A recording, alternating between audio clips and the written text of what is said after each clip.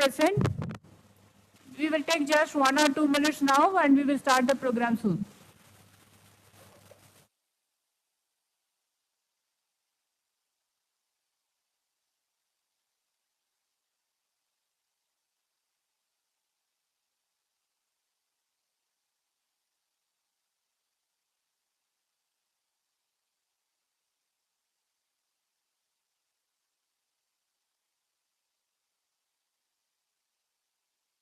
Only for applicants.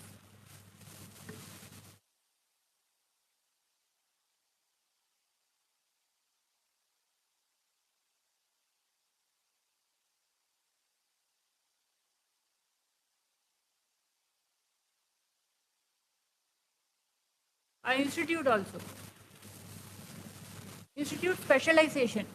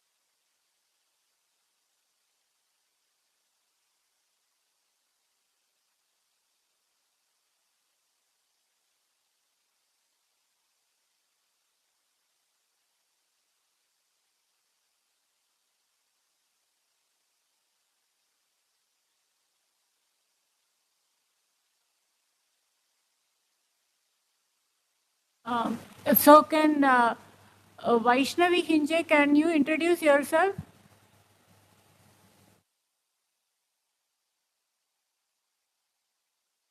Oh.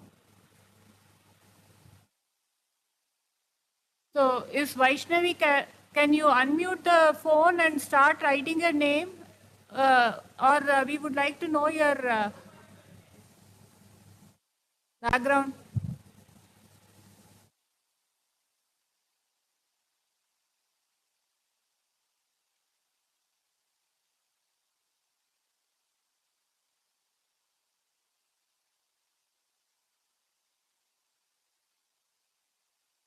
Can you write Vaishnavi to?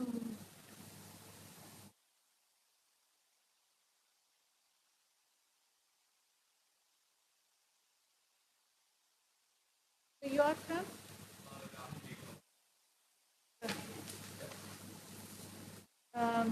From where? Oh, okay. And you? Yogesh Baba? Oh, you are here. Okay. So you are the DDFS? And your name is Yogesh Baba.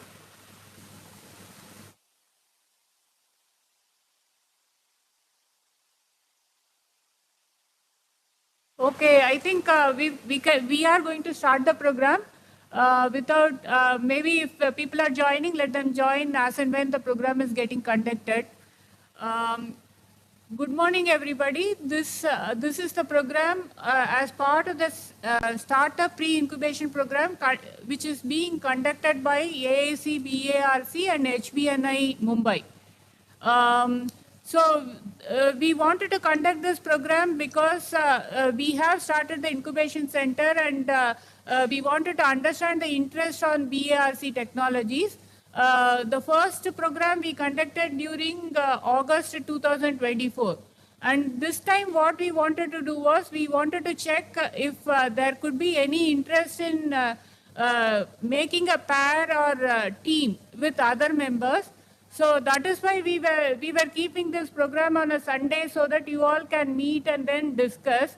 So with whoever is attending, we would like to start the program. And to do this program presentation, first we will start with a welcome address. And to do that, I invite Shri Daniel Babu, Head TTC and TT and CD and Convener Task Force, to give this little bit of introduction, followed by what AAC BRC is doing. I just would like to take a moment to introduce Shri Daniel Babu. Shri Daniel Babu is an electronics and instrumentation engineer from College of Engineering, Trivandrum, Kerala.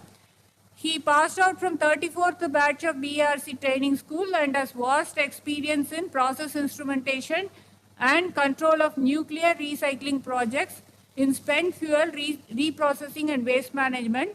He played a crucial role in testing of superconducting magnets in project LHC at CERN Geneva during the year 2003-2004.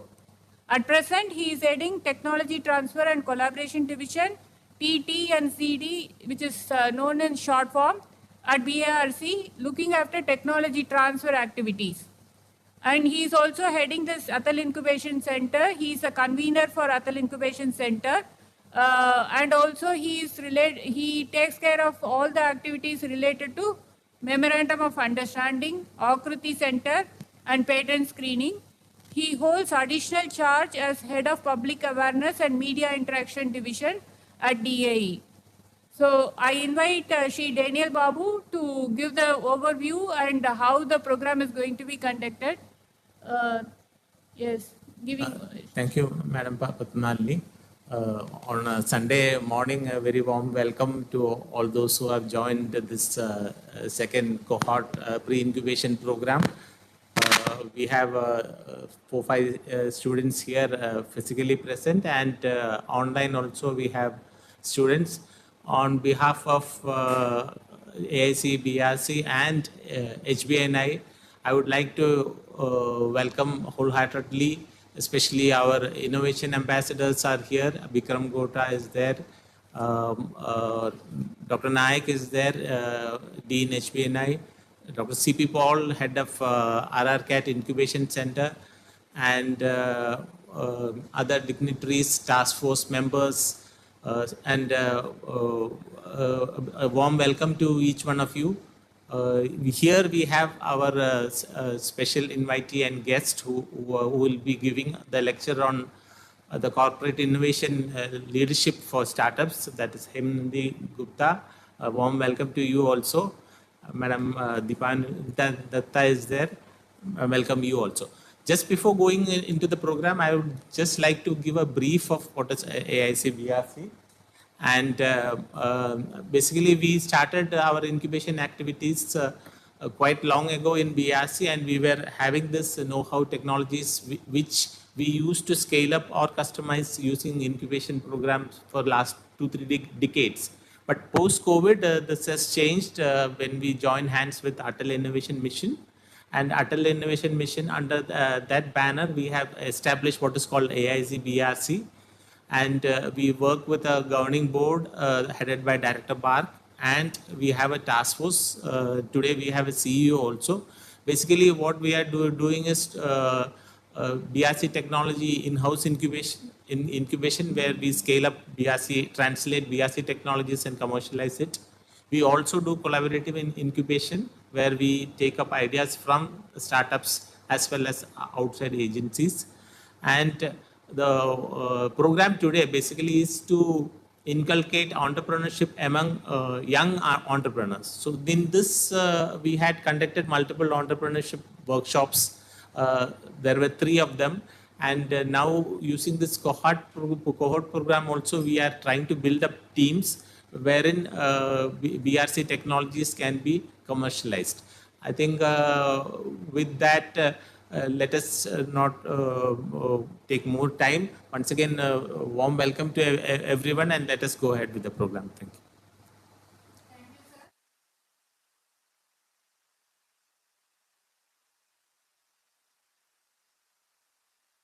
Yeah. Thank you, sir. Thank you for covering the program outline as well as giving the introduction about AAC BRC.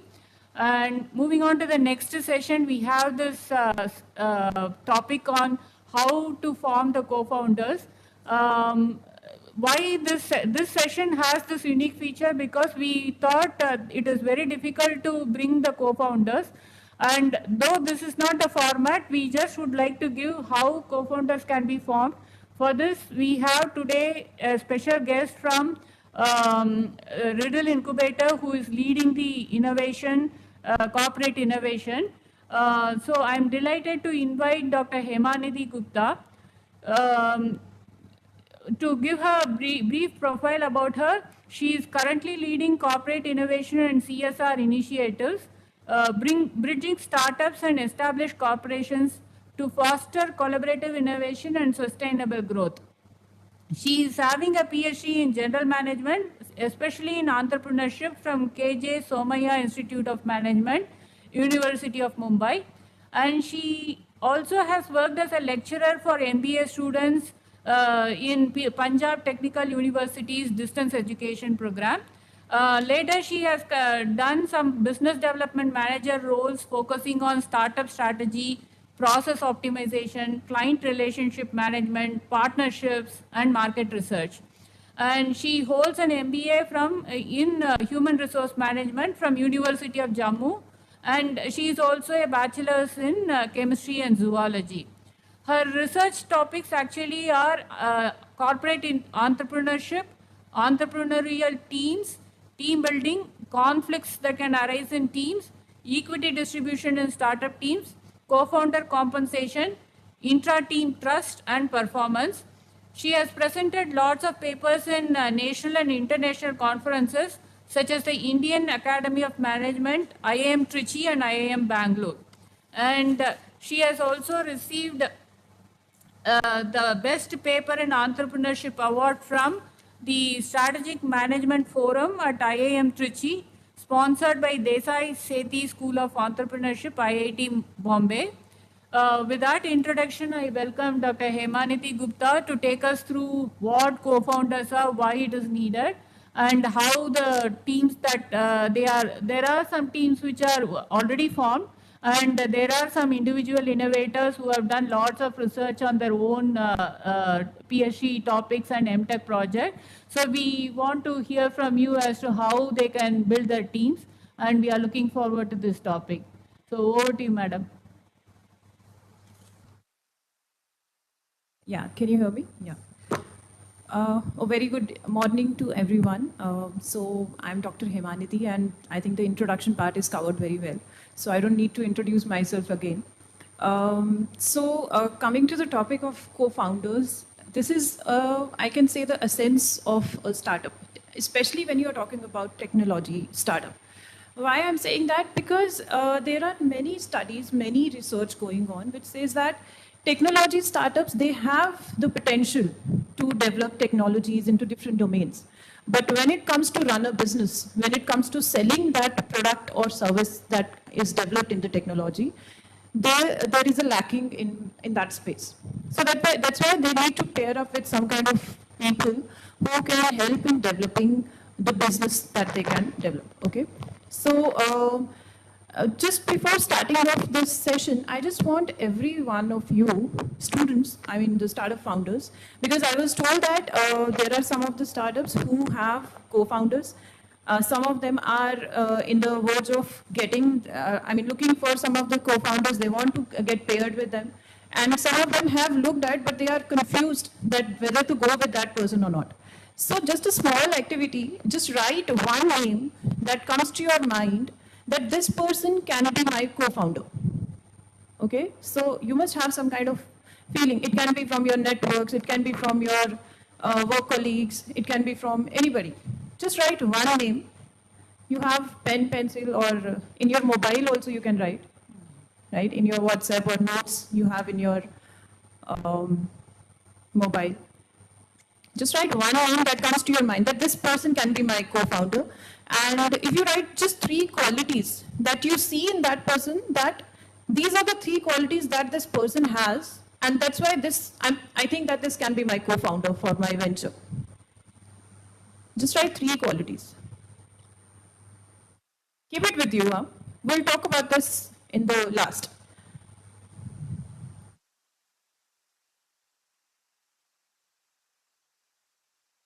So through this session, I will try to remove all the dilemmas that co-founders or founders normally have for their co-founders, that with whom they should pair, how they should choose, what are the different strategies that they should take to choose the co-founder and all. Change. So I have the name. You can just put one thumbs up in the comment section, or on your that you have done, and with the writing name and 3 qualities. So this will be the flow of the presentation today. I will tell you what co-founding teams are.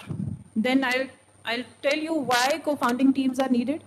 I'll talk about business canvas model. This is one of the strategy to see what are the different resources that the startup needs while starting off their startup journey. Then I'll take a case of Healthians. It's a solo founder case, and I'll show you why this person is successful being a solo. Then I'll talk about team formation. I'll talk about strategies, and I'll talk about this delivery, which is one of the startup. And I'll talk about those team formation through this case. Now I'll talk about challenges. What can be the challenges of having a co-founder? There are certain challenges, conflicts, and where you can find, what are the different resources or different available resources where you can find your co-founders. Just keep it. So everybody knows about Apple, right? Some of you must be having Apple computers or Apple phone. So do you know anybody can tell me the name of the founder of Apple? Steve Jobs. Wozniak. Yeah, third guy. Very good that you know all the 3 people. But most of the people, when we talk about it, they say Steve Jobs. And other two people, they are mostly ignored. But can you see, click on the next one. So these are 3 people. Okay, similar with the Microsoft, everybody knows Bill Gates. The other handle, very good. Click. Again click. Similarly with PMJ. And the last one, this is Intel. Okay, so you have seen that these are one of the major leaders in the business world who have worked with some of the co-founders, not alone, right? Right from the beginning of their journey as a founder, right? So these are some of the, so if I talk about this black and white era in 80s and 90s, so to the today's era, which is very colorful, technology based, everything is tech. So if you see about these startups that have come up, so these are some of the startups whose case studies have become very popular, right? So that's why I have kept these startups.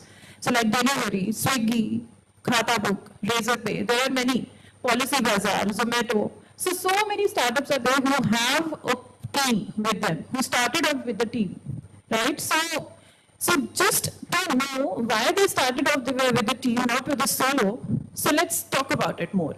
So next slide, please. So what are co-founding teams? Just one thing comes to the mind, that why co-founding teams and what exactly these teams are. So if I talk about the definition that defines co-founding teams are, it's a collaboration of individuals who have some equity share in the venture and chiefly responsible for the strategic decision making and ongoing operations of new venture. Why I'm saying equity share? For example, employee. Some of you must have worked in the organization, right? So you must have worked as an employee. And is that at that time they offered you equity? No, they didn't offer you. They offered you salary, package, CTC, not the equity, right? But when you hire a co-founder, you have to give the equity of your organization. You cannot say that, okay, I'll give you 50. Okay, so is it fine? So you cannot say that I'll give you 50,000 and you become my co-founder. So you cannot say to your co-founder that I'll give you 50,000 per month and you please be my co-founder. It's not like that. If you are hiring a co-founder, there has to be an equity sharing. It can be 40-60, it can be 50-50, there can be 3 co-founders, there can be 4 co-founders, depending upon the requirements that you have. That we'll discuss later, how you can share that. So the equity share is very important. Then the strategic decision making. Decision making in the because you are hiring a leader, not the follower, right? So founders are always leaders. They have to take the decisions by themselves. So that was strategic decision making. Okay, so these founders have to be in the race where they are taking the decisions, major decisions in the venture and ongoing operations of the new venture. Okay. Again, you have to share the commitment. There should be shared commitment, competence, and common goal. Shared commitment is like you have certain values for your organization, for your venture. When you're hiring a co-founder, you have to see the similar commitment is coming from that co-founder or not. Is he willing to give that time or not? Right? So competence is like, is there any kind of skill that is coming up into my venture? Or is it like the only thing that I am doing, he is also doing the similar kind of thing and no elevation in the skill category. And common goal of achieving certain goals in the venture. So they are different from rest of the teams. You must have worked in management teams, in your college team, sports team, different teams you must have worked. So there is some kind of leadership style is different. Here the co-founding teams are different leadership styles. How they are different? Because they don't have corporate structures over their head. They don't have budgets over their head. They don't have management teams who can manage their work. They are into the alone journey. So they are their own leaders. They start off by their own. They have to self-guide themselves, sometimes through mentors, sometimes through guidance of the seniors, but mostly they are self-guiding themselves. And they have to take the managerial decisions by themselves. So that's why these are different from the organizational teams or the management teams that you look at. Even they are different from the entrepreneurship. Entrepreneurship is when big organizations, they run their own entrepreneurial sectors. Like Apple have its own entrepreneurial area, which is called entrepreneurship or corporate entrepreneurship. They have big teams working in that area. So this co-founding teams forming is very difficult. Why? Because they have to manage their work by themselves. Okay. So now why these co-founding teams are important? So we understood what are the teams. Now why these are important? So there is Reid Hoffman, who is a co-founder of who is Reid Hoffman? Anybody? LinkedIn co-founder. So he says that the major mistake made by many startups around the world is focusing on the technology, the software, the product, and the design, but neglecting to even ever figure out the business. But by business, we simply mean how the company makes money by acquiring and serving its customers. So got the point, what he's saying, that you develop the software, you develop hardware, you develop product, you develop design, everything, because you are tech startups. But what about running a business? You don't have to keep that software or hardware or product at your home, right? You have to sell that also. For that, you need to figure out how you can reach out to the customers, how you can develop your business. So it's very important to understand that. So for that, you need some people with you who can help you in doing that. Okay. So, as I told you, there are now organizational and corporate structures. This is one of the reasons why teams are required. There is a lot of uncertainty. You have seen COVID time. So, I have been, I know some of the startups who were, incubated at IIT Bombay. Those startups were doing something else, but when COVID came at that time, they started something else. So, how they tackled uncertainty of COVID-19, they changed their business model. They developed some new product, like some of the startups, they started manufacturing sanitizers. They started manufacturing the kits. So that mask they started developing because they had to get some money and they fought with the uncertainty like that. So you need complementary skills at that time. Or if you don't have complementary skills, you will not be able to handle those uncertainties. Then networking is a very major kind of thing which is required for the startup, because you have to go to the clients, you have to go to the corporates, you have to get customers for your selling of your product. For that, networking is very important. If your network is big, you have a good team whose networks are very strong. So you can use those things to handle this problem. getting the clients on board, right? Better idea when 2 people are working or 3 people are working together, the idea also becomes better. Planning, decision making, and problem solving things are also better.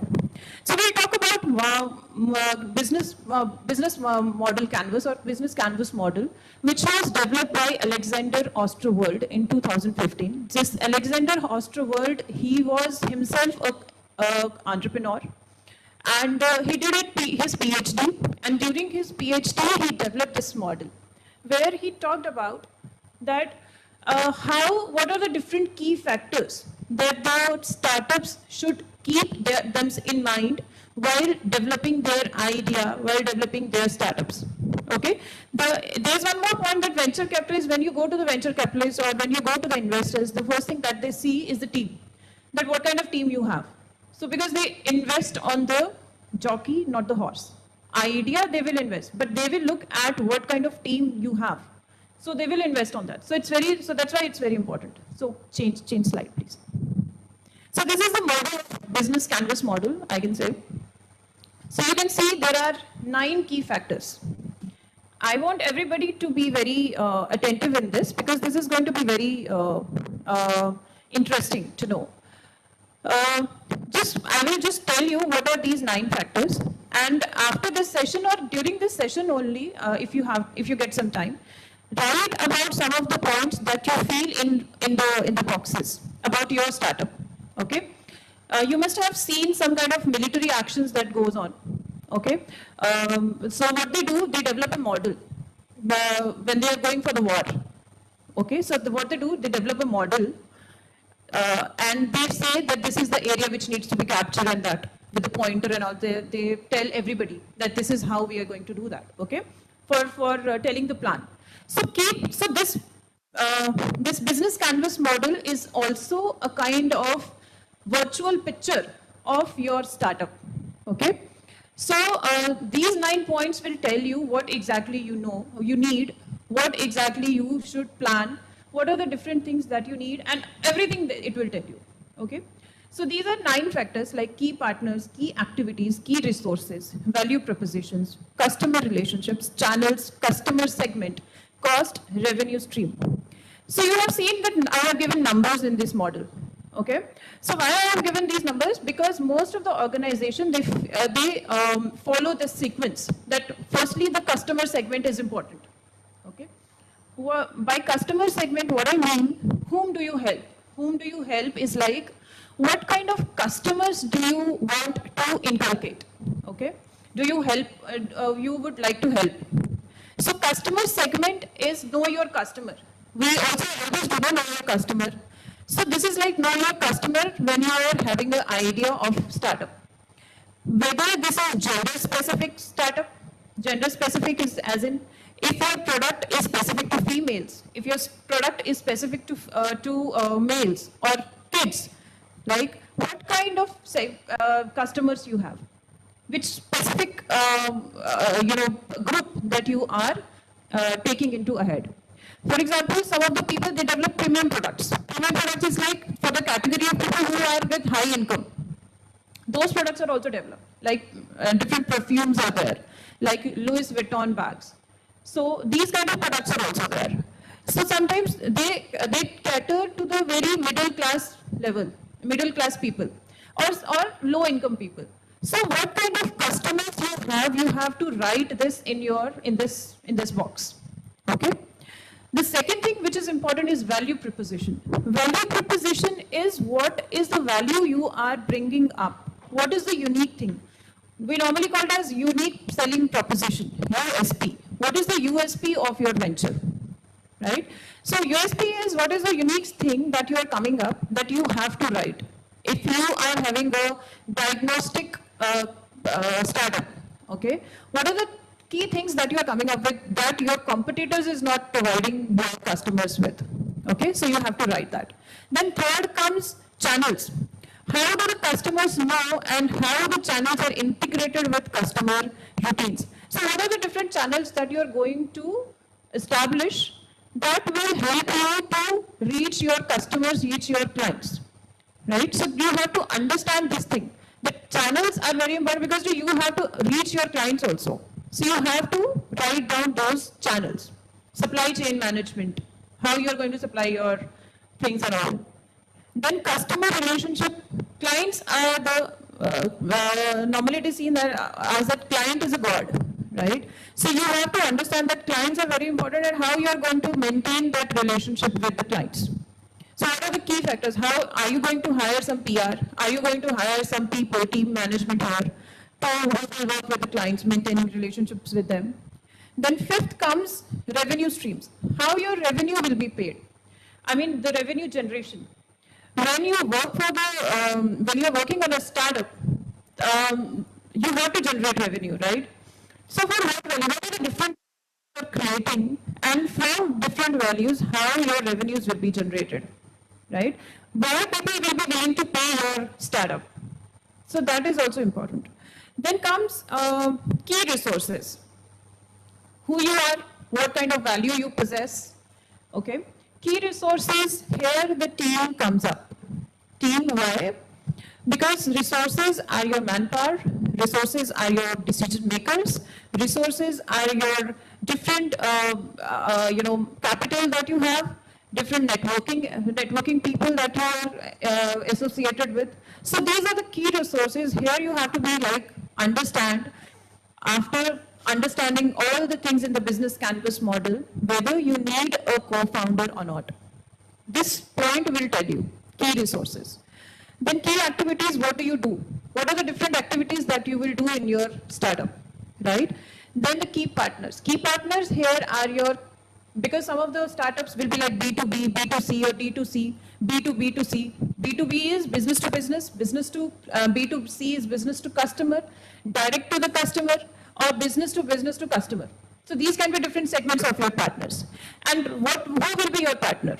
If you are doing B2B business, so who will be your the business owners there, or business handlers who will be you will be doing work with. So these will be your key partners.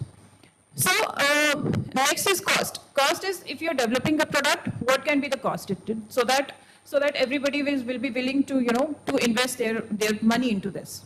And all these points, 9 points, if you settle down perfectly, I mean very calmly and patiently, you can write about your venture, keeping your venture in mind, and write about the different points that you think that these are the different points my venture is going to do. So it will give you a very clear picture of what you need, what you don't need, to whom you should consult, to whom you should not consult. Okay? And here I am focusing on key resources, again point. Why? Because it will show you that when you develop this canvas model fully, you will understand that what are the things that you can do by yourself. If you are solo, can you go solo and do all the 9 points perfectly or not? Or you need a co-founder who can help you in doing all these activities, right? So this canvas will tell you that also. Example of this Healthians. So Healthians, this man, he started his startup journey at the age of 19. Okay, and Healthian is a diagnostic testing startup established by Deepak Sahni in 2014. It also uses artificial intelligence to help users in monitoring and improving their lifestyle conditions. So it's a diagnostic testing. Like they come home and do testing and all, and they give you results on the spot, right? So these kind of technology they have developed. Some kind of equipments also they have developed. So this became very popular, big net worth and all. So many investments coming up. He has, I think, 8 to 10 investors who are ready to invest in this, and some of them have invested in them. So why I'm telling about this Healthian, he's a solo founder. If you can click this YouTube link, you can see his whole interview later. I mean, because this is a very big interview. You can go 4 minute. Where is the 4 minutes? You can switch to that.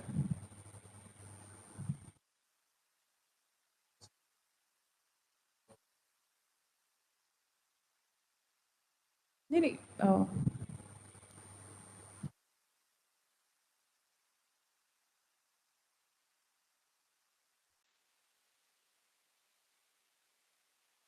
first confidence coming in when it comes to me, I can actually do it.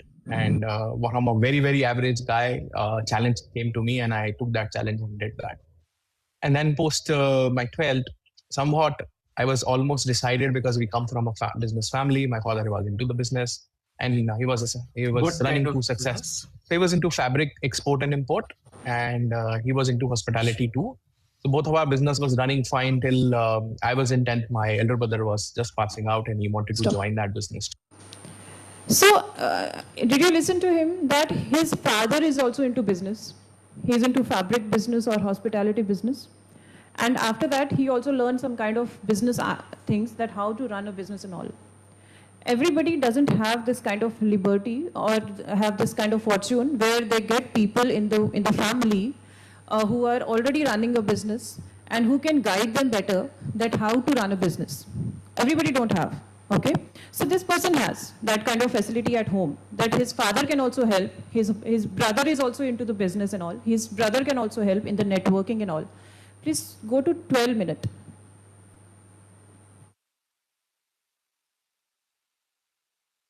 So the industry keeps changing, and that's what's happening in the web also at that point of time. A lot of nook and corner people are starting some sort of a web, so you had to create your USP out there. 2006, it happened to be that while doing this business, I met two doctors, both in Delhi, and they were coming largely from, they were Indians, but they came from abroad after studying and all that, and they want to do something in India. And that was my first encounter with healthcare industry. And they discussed with me that they wanted to create something on the web and they want to do something specialized there. But the problem is that the Indian system does not allow them to market themselves. So they can't do it on their own name, but I have to help them to build something and then do it. So in a way, we joint ventured and said that, okay, it will be on my name. I'll create something which is very, very common, and something building out of this probably will have their name behind that. And that project took about 6-8 months, but it ran really, really successful. And that was my entry. Have you seen that how he formed a team? This is called the invisible team, or team with the support, hidden teams sometimes we call. So he said that he had an interaction with the doctors who were living abroad, who were from abroad, and they cannot start their venture by own.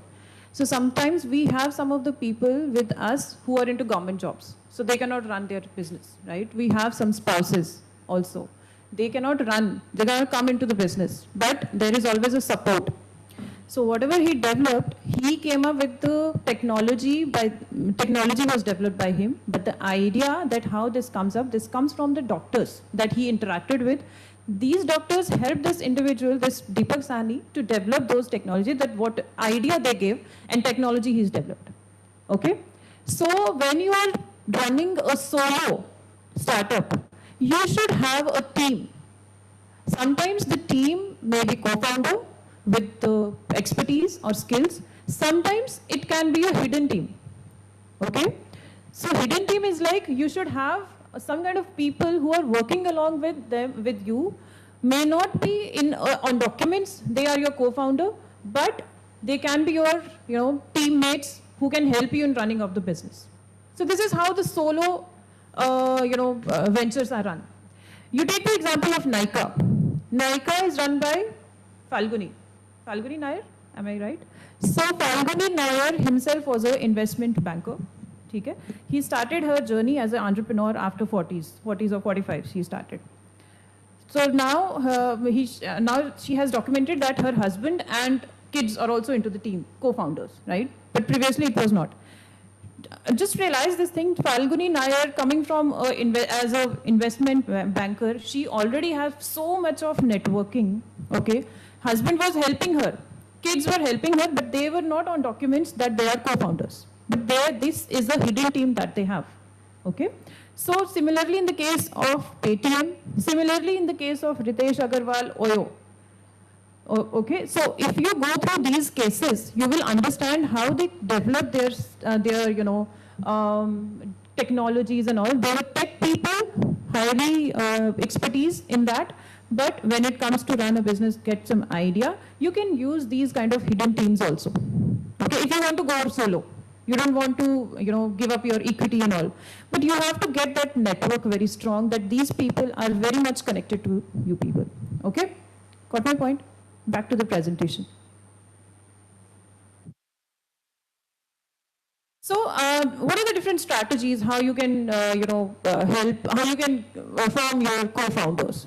So, you have to understand one thing, that co-founding team formation is a very dynamic process. It's not stagnant.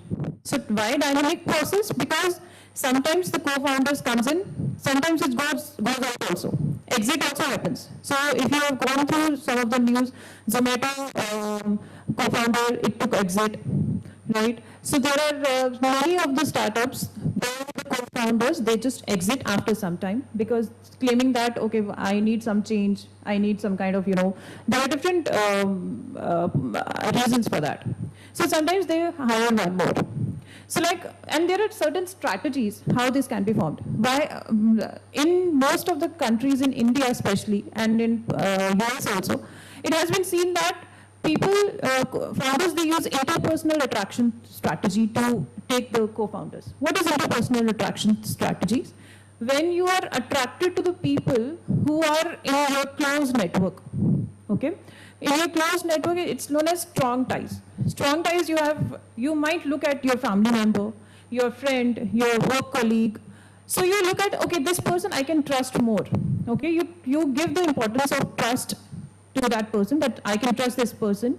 You might not look at the skills at that time. What is the complementary skill that this person is bringing up? Will bring up into my venture. But when it comes to attraction, you get attracted to these people and you hire them for their co-founders.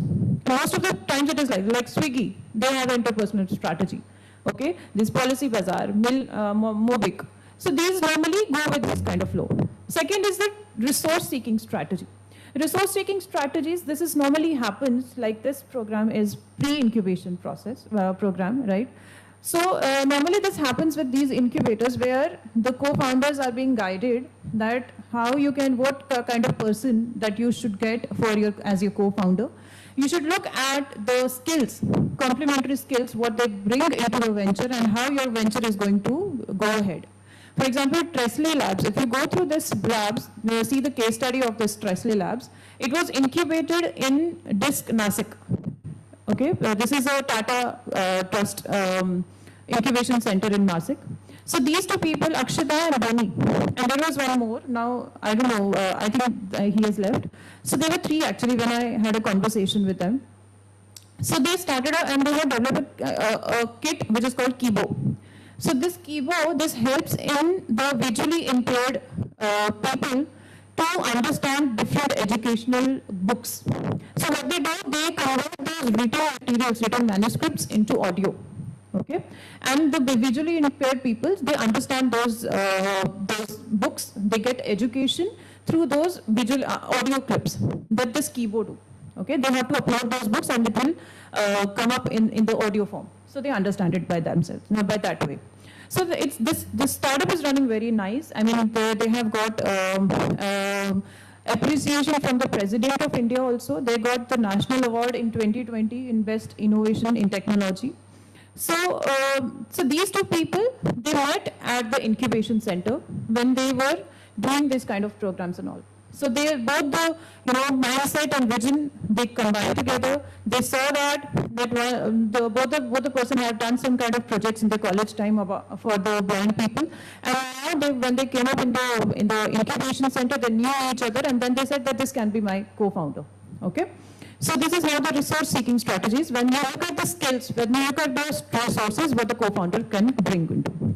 So there is another strategy which is called double tier formation strategy. This is normally this strategy normally works with the family setups, family business setups. Like Reliance has a family setup where there was Dhirubhai Ambani, then Mukesh Ambani, Anil Ambani, then their kids all also come up.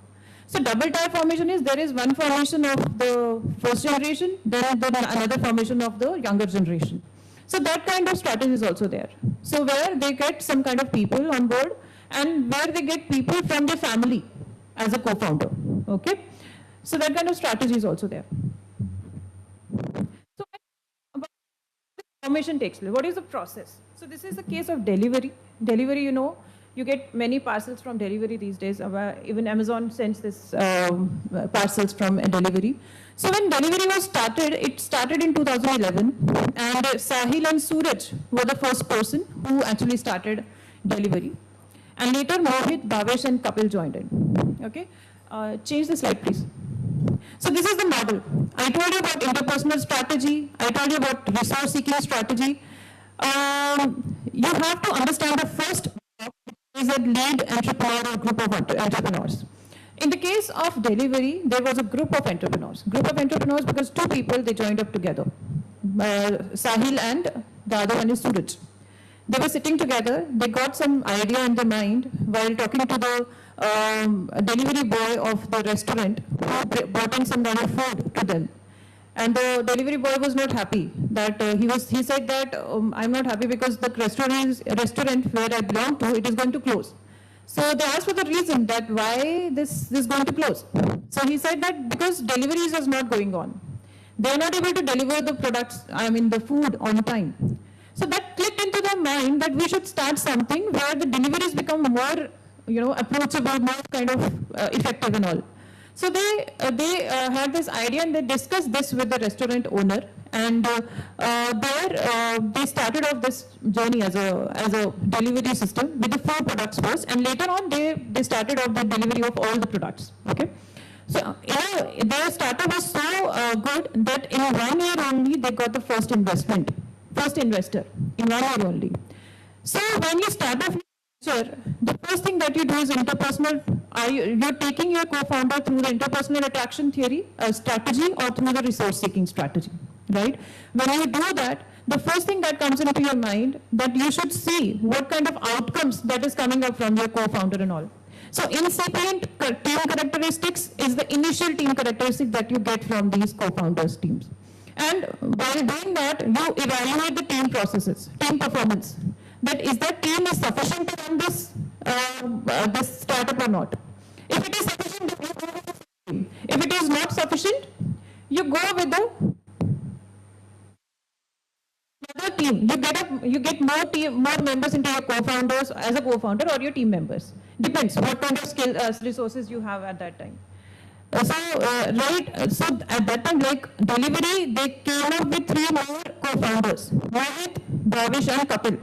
So they came up with more because they needed some kind of expertise in finance. They needed some kind of expertise in operations. So that's why they hired those people accordingly. So at that time, more of the co-founding teams come up, and now the evaluation part takes place of the team as a whole. These 5 people were running the startup, and they come up with the venture performance. Now at that time, they see as the startup, how the startup is running with these 5 people. Okay. So this is how the team is formed. Now, when you're working in a team, you must have worked in your college days, school days, in your sports team, in your management teams, organizational teams, even at your home. So sometimes it becomes a team. So, right, mama, papa, one team, kids, one team, right? This happens, right? Or mama and boy in one team. These kind of teams normally happen. There are some of the challenges which are associated with all types of teams, and these are some of the startups which are completely into the co-founders. When you have a co-founder, what kind of challenges you might face. So first is the intra-team trust. So the first thing that you have to develop with the co-founder is, because you are running a business and where the money exchange will be there, you have to understand the finances and all. So you have to hire the person with whom you can see that I can trust this person. Okay. So this is the first thing that you have to see. But this becomes a challenge because sometimes you cannot trust a person. You cannot understand whether I can trust this person or not, because trust is not a one-day factor. It's a process. Okay. So you cannot trust person in just one day. You have to see each and everything about how he's handling the things daily. In a month, it takes sometimes a month, sometimes years to understand this. Okay. So this becomes a challenge to understand whether I can trust this co-founder or not. Team, okay, so can you go to first slide? That fourth slide, fourth. Yes, this one. So these are the 4 startups they here. So can you see a little unusual thing about these startups? Can anybody tell me? What is the unusual thing in these startups? You can, the people who are joined online, they can write in chat. These all startups have. Boys, okay. Only boys. So sorry saying only boys. Okay, I'll take that. Is there anything else?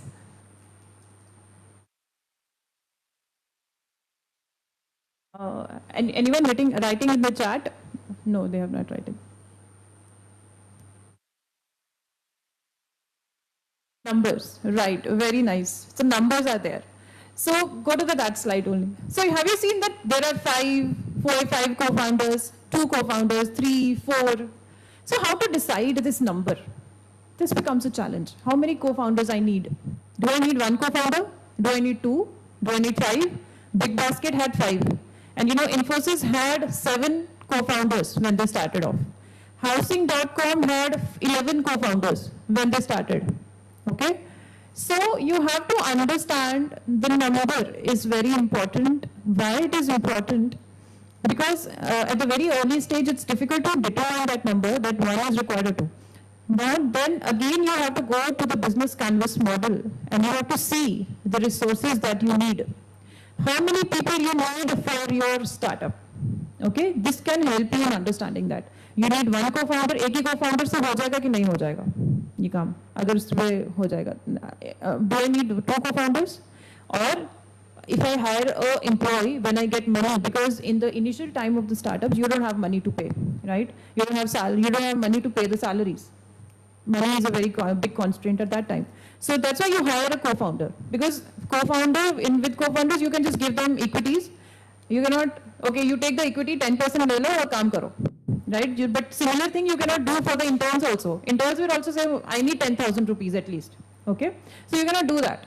So co-founders, that's why it becomes to hire that time, because you give the equities. But equities are like some of the literature, in the literature, startup is called a baby.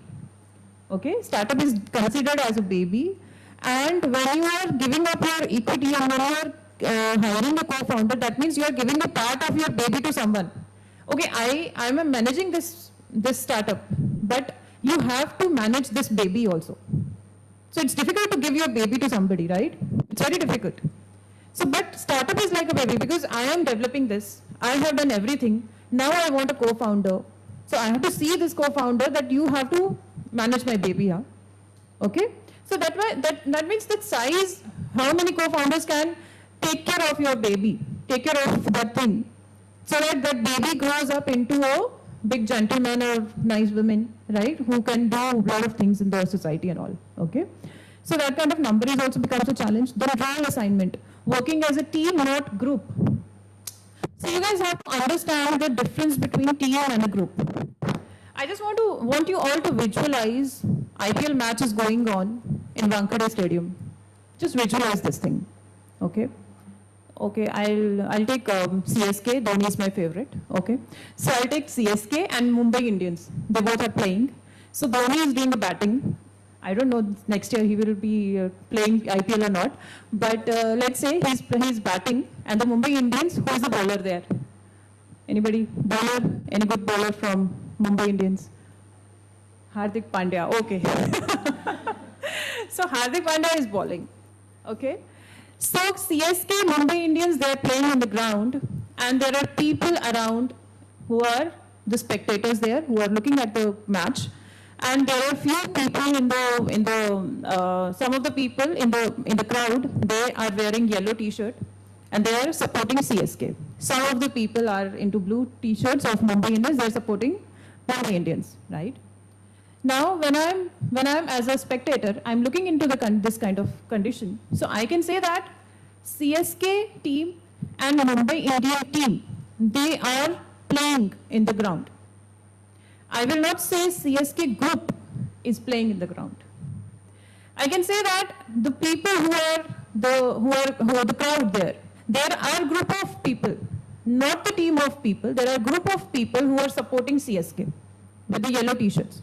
There are a group of people with a blue T-shirt, they are supporting Mumbai Indians. So why I'm very conscious about using group and team? Because when you are taking a team has certain goals to achieve. Groups doesn't have. they may or may not have. Okay, so so teams always have a defined goal to achieve. Mumbai Indians have the defined goal that we have to win the game.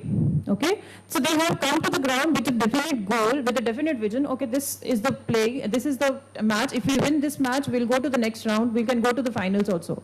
So CSK is also coming up with this kind of match setup. But this match is very important, and we have to work as a team. There is a teamwork. There is, we have to go through certain stages. We have bowlers, we have batsmen, we have fielders, and all. So that's why you have to work like that. So, but groups in the crowd, do they have any kind of definite goals? Support. Okay, so they don't have any kind of skill set they are required. Okay, we want to support the CSK team. No, you should know this kind of technology also. Is it required? No, it's not required. They just have to go over there and support. So teams, when you are forming a team, the things become different. When you are forming a group, it becomes different. So in literature, if you go through the literature of teams in 80s or 70s, they used to write group instead of team. But later on, it changed to group and team because of the difference in the achievements and all. So that's why role assignment as a team member, because you are working as a team group, teamwork in a teamwork, and there has to be different roles assigned to these team members. So what kind of role will be given to what co-founder? This becomes sometimes a challenge. Time investment. Some of the co-founder, they join the venture and they say that, okay, I am working. I can give 1 or 2 hours in the startup. I cannot give you more because I'm working also. Okay, I have some other commitments also, so I can give you 1 or 2 hours. But you're all into startup. So can you believe that spending just 1 hour or 2 hours in a startup, when you don't have a team, when you don't have some resources, or money is also a constraint, so it can work? So I don't think it can work. You have to be a full-timer. So giving time to the startup, it also becomes a challenge at that time. Getting the co-founders who can spend more of the time into the venture, it becomes a challenge. Who gets what? Equity. So equity, as I told you, is very important. You have to share your baby with a co-founder by giving him equity, him or her equity. There are certain factors that needs to be kept in mind while distributing equity. You can write these 4 factors which are very important that you can consider. First is who gave the idea. When you are distributing your equity, the person who gave idea should always get 1% more. Okay? Who gave the idea? Second is who is spending more time into a venture. Okay? If somebody is spending, time is very important. Okay? So you have to give time to the startup. If somebody is giving just 1 hour or 2 hours in a day, he should definitely get less equity as compared to the person who is a full-timer, who's into the venture only. He's not going to home, who's not doing anything else. So he is into startup only, he should get more equity. Then there comes a capital. Investment, who is putting up the investment? Money is required to run a business. Who is giving up more money? Who is bringing up the capital into the business? That also you have to give the equity to them. So if you see the case of Apple, both the Steves, they were the technical people. The other one, Wayne, he was the investor. He gave them money. Okay, he gave them money that, okay, you develop the technology, you develop hardware, you develop software, whatever you want to develop, I'll give you money. And they said that we cannot repay you right now. We don't know whether we will be able to repay you that money or not. So he said, okay, don't give me money. Just give me some percent of your, equity in your startup, in your venture. So in that way, Raine became the first investor into the Apple computers, and he got equity in return. Okay. So next is experience. When you're hiring an experienced person into your venture, experience in the like if you are developing a diagnostic center or diagnostic kit. So if you're getting some kind of co-founder who can, bring up some kind of expertise, who is a serial entrepreneur already, or he has some kind of experience in the industry, same industry. So that means you have to give the equity to them also. Okay. So these are some of the factors which needs to be understood while distributing your equity. Then lead entrepreneur. Who is the founder of Facebook? Anybody? And so anybody else? Who is the second co-founder? How many co-founders were there in Facebook? 3? Not sure. This is your homework today. Okay. So just see who is the second co-founder of Facebook. Kind of very close. So, like I said in the beginning, that I know Steve Jobs more, Bill Gates more, Mark Zuckerberg more. So these, Bhavish Agarwal from Olo, these people more. Why? Because these are the face of the startups. Because they have more communication skills. They are into the lead whenever there is a press conference, whenever there is some kind of interviews, all these things. These are the people who come ahead. And the other co-founder that just gets hidden in the shadow, okay? That they are not come up. So sometimes that becomes a challenge also, because why a challenge? Because the other co-founder might feel that, okay, I'm going to the airport and nobody is taking my, autograph. Bill Gates का सब ले रहे, मेरा कोई नहीं, उसके co-founder को कोई नहीं ले रहे, right? So this becomes also a challenge sometimes. Who can be the face of the startup? So sometimes there can be some kind of conflicts with the co-founder that you have to decide firstly in the very initial time that I will be the face, and you have to decide this on the basis of the communication skills that these people have. Okay, who has more communication skills, who has the ability to address many people all together. So sometimes the people just, some of the co-founders, they just go to the dice and start speaking and they just get nervous. They are not able to.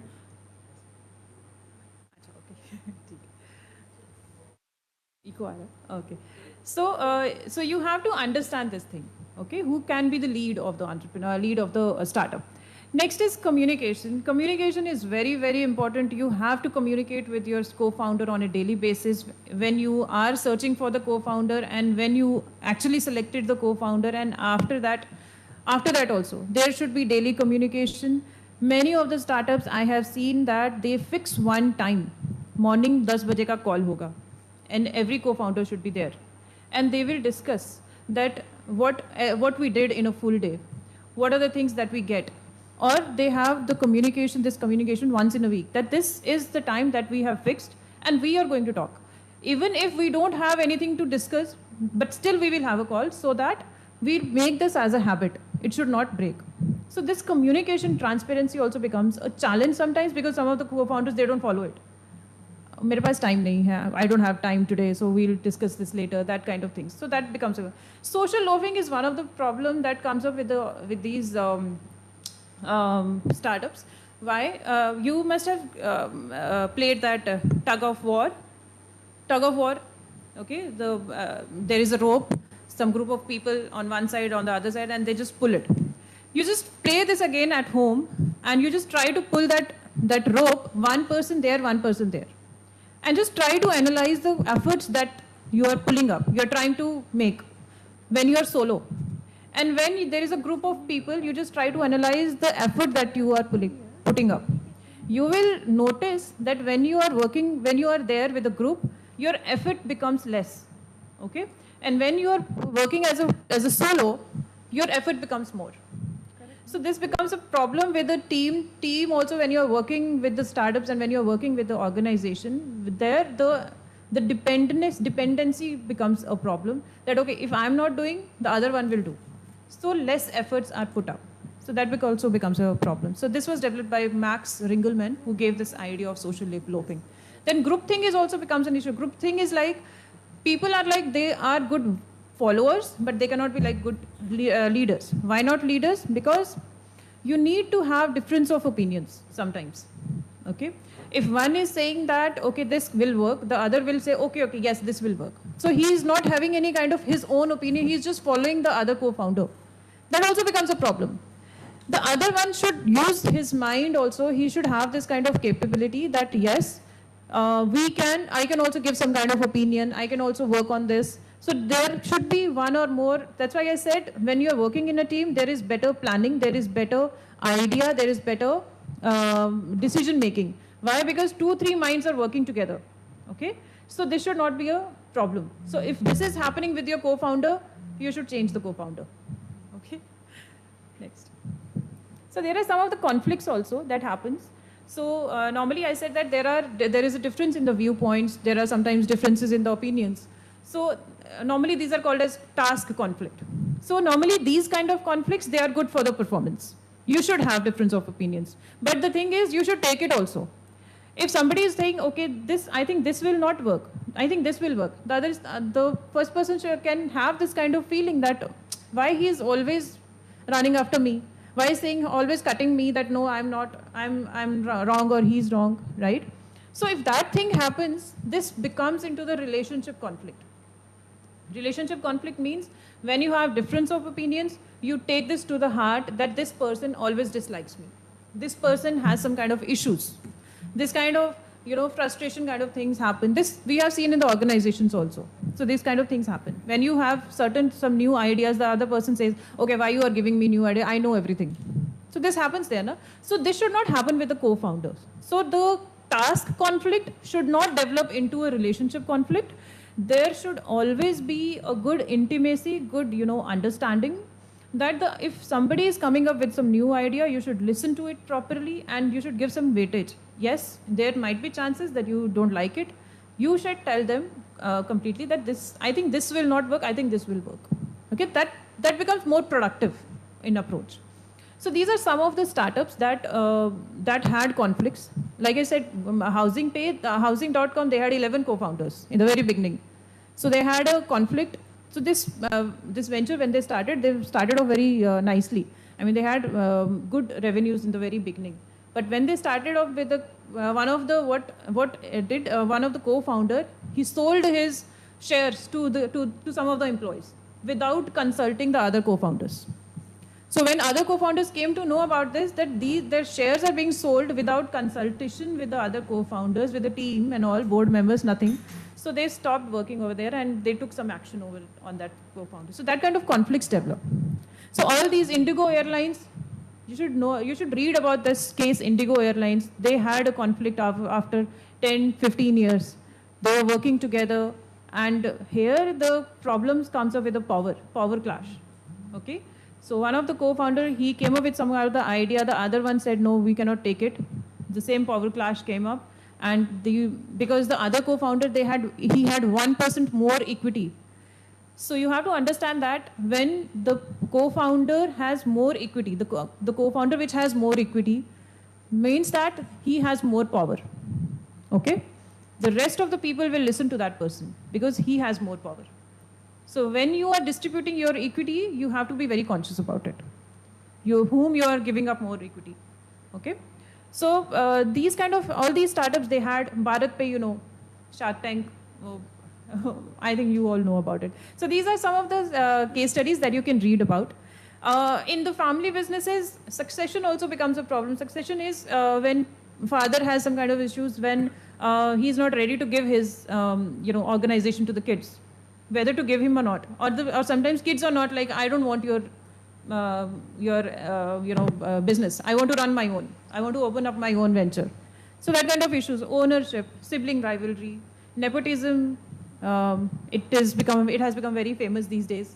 Okay, celebrities have made it very, interesting and all. So this happens with the family businesses also. So you can take the examples of Ranback C, Raymond, Reliance. So these were dealing with some of the conflicts and all. Next.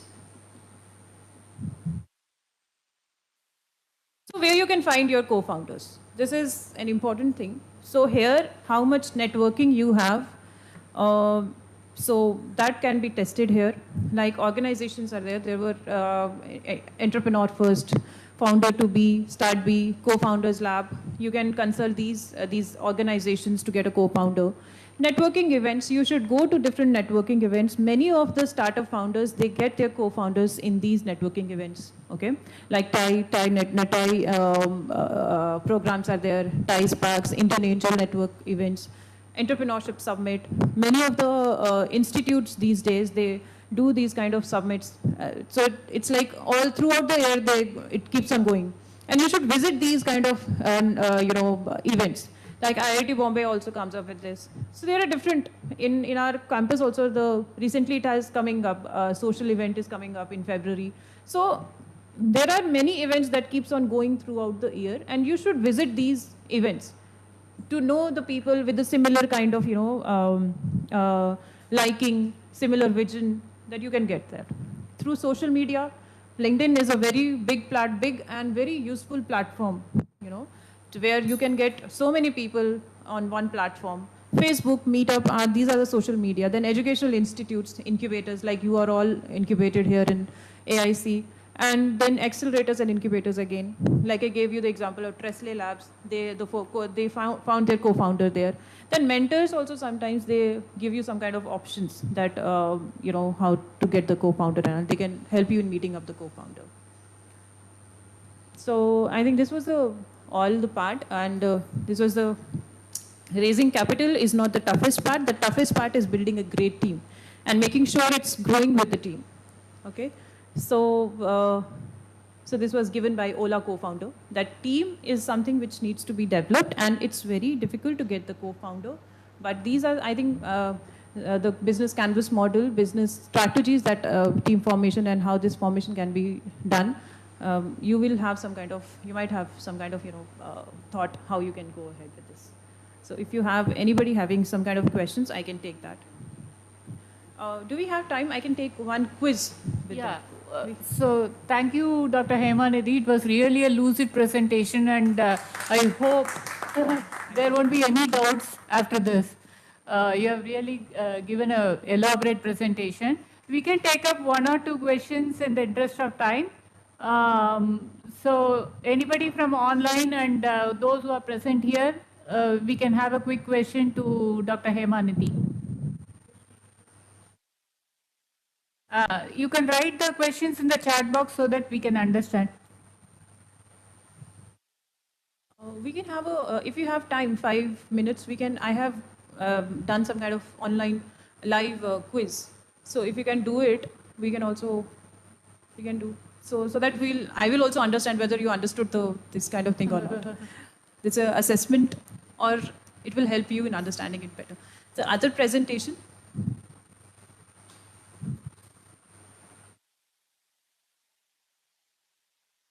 In the meantime, you can put the questions on the chat box if you have something to be clarified.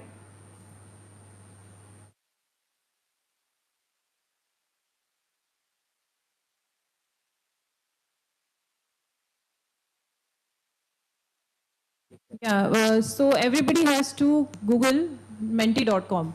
Please, if you can.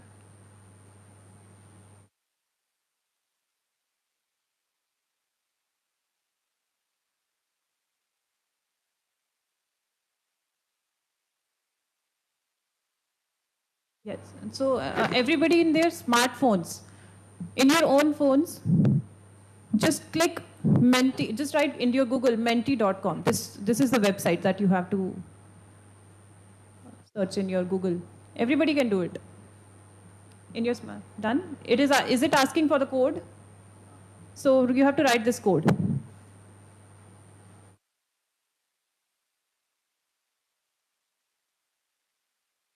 So online participants, online participants, they have done it. Menti.com in your Google smartphones, and then you have to write this code. See the question? Sign up.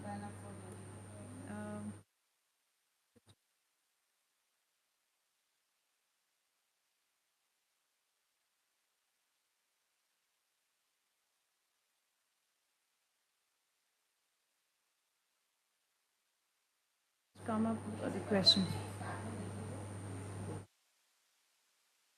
Sign up करने के लिए. Can I go to that? मैं उधर आऊँ क्या? Can I go there? Yeah.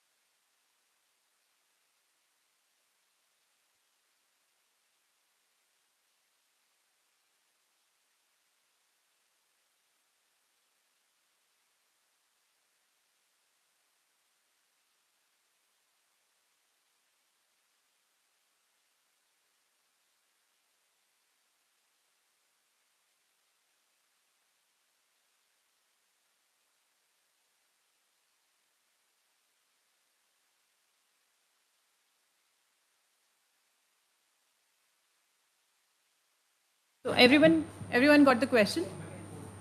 Okay, code you made. Can you present that presentation? Yeah, so this is the code. Online participants, I hope you also got the question in your phone. No, you don't have to write. Okay, done. So everybody done? So go to that page again, Mentimeter. So this is the question. You have to answer this question now.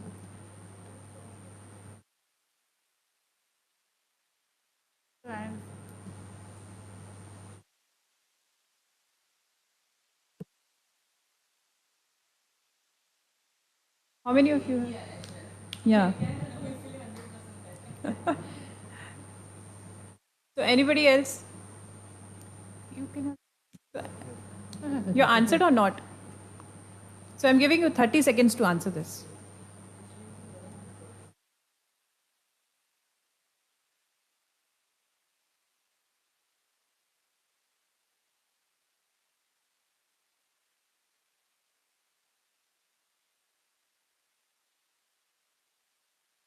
Nobody has answered? Okay, some of them have answered now. Is there anybody who's joined online? Online? So,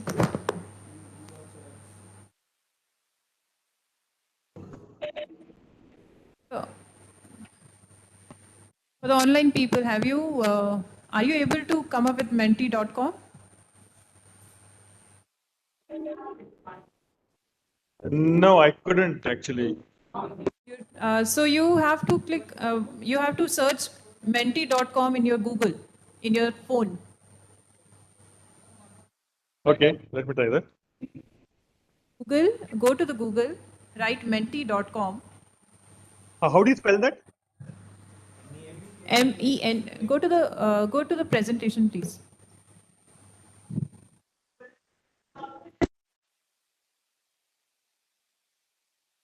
You can write the code here in the chat. In the chat, www. Just copy this in the chat.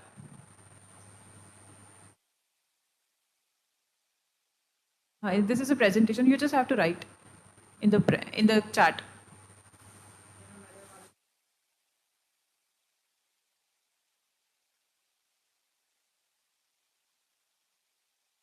Yes, for the online people, you have to just click this link, www.menti.com, and it will ask you for the code. Just write this code there.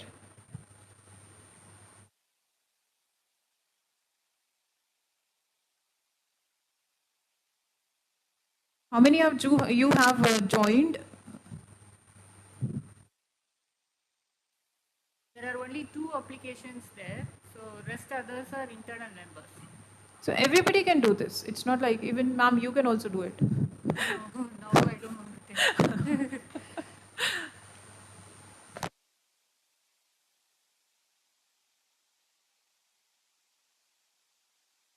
Okay, great. I got one hands up.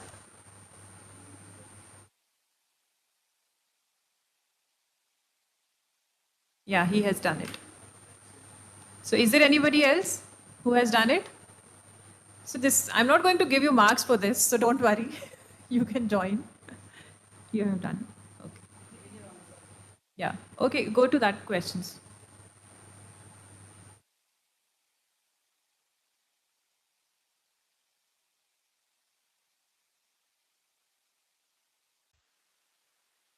Okay.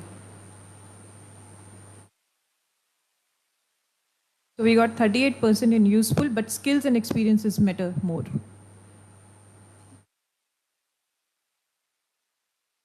And the other one is essential, our values should be aligned. So let's say what is the correct answer? Correct answer is 67% essential. So as I told you that you have to make a difference between employees and a co-founder. Employees can bring some kind of skill or expertise into your business, but they cannot be the decision makers. Decision makers will be the person who can bring values, who can bring some kind of vision, with whom your vision and your values will match. So for the co-founder relationship, your values should be matched. They can come up with the skill and expertise also, right? So you remember the case I told you that the first thing that they see is the trust, interpersonal strategy. Most of the co-founders, they go with that kind of strategy to get the co-founder. Why? Because they have this, they see the person as this person might not bring skill to my venture, but with this person, my vision is matching. He can bring some values. This person is a long-term person. Okay? So this is not a short-term person. Right? So the next question. You have to click that arrow. Next for the next question. Arrow. Yeah. So this is the second question. What is the most important factor for effective team collaboration? Is it trust? Communication, shared goal and vision, clear roles and responsibilities, all of the above and none of the given options.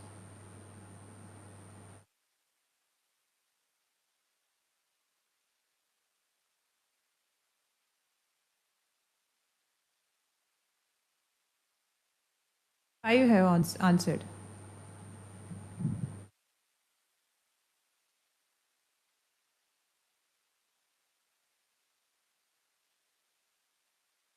It is reducing now.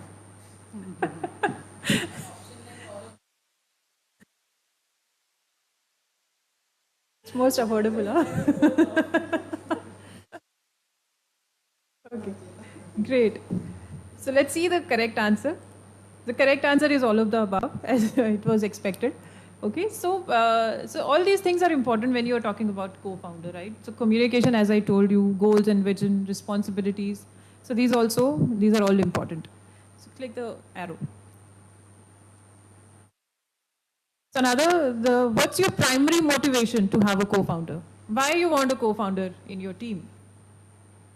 For financial gain, solving a particular problem, building a long-term legacy, growing personal or professional skills.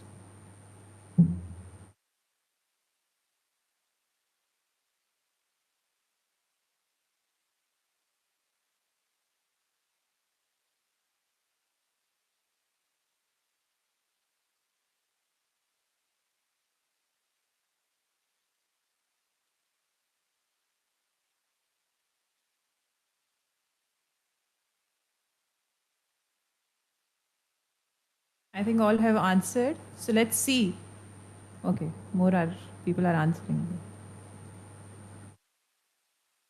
With the long-term legacy, as I told you just few minutes back, that long-term legacy with a co-founder, you have to make a difference, employee or co-founder. Okay? Co-founder is something who is going to be with you till last. Employee might leave your organization in 1 month. So you have to keep this thing in your mind.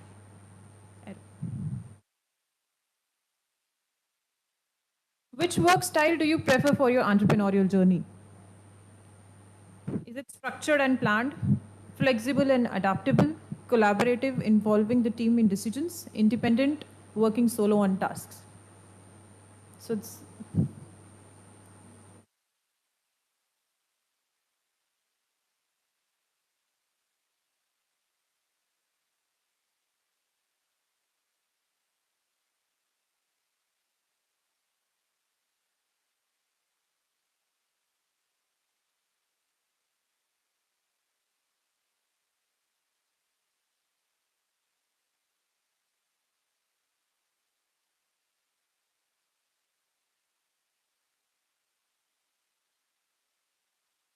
okay.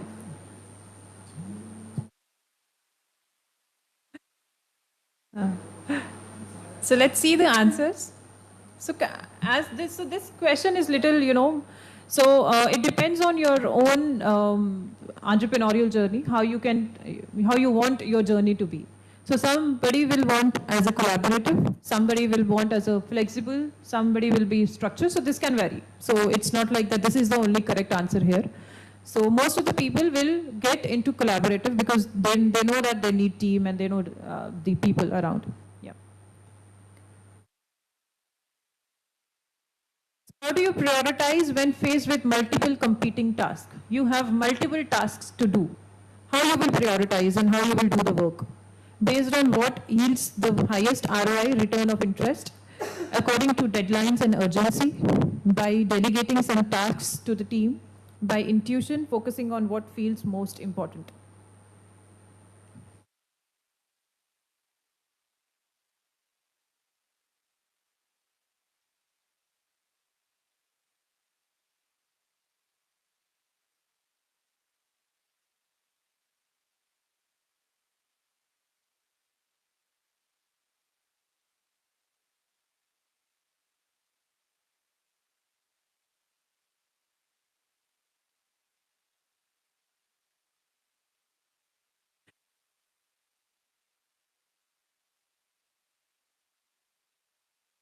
So I'll tell you a very interesting story out of it that happened with me recently.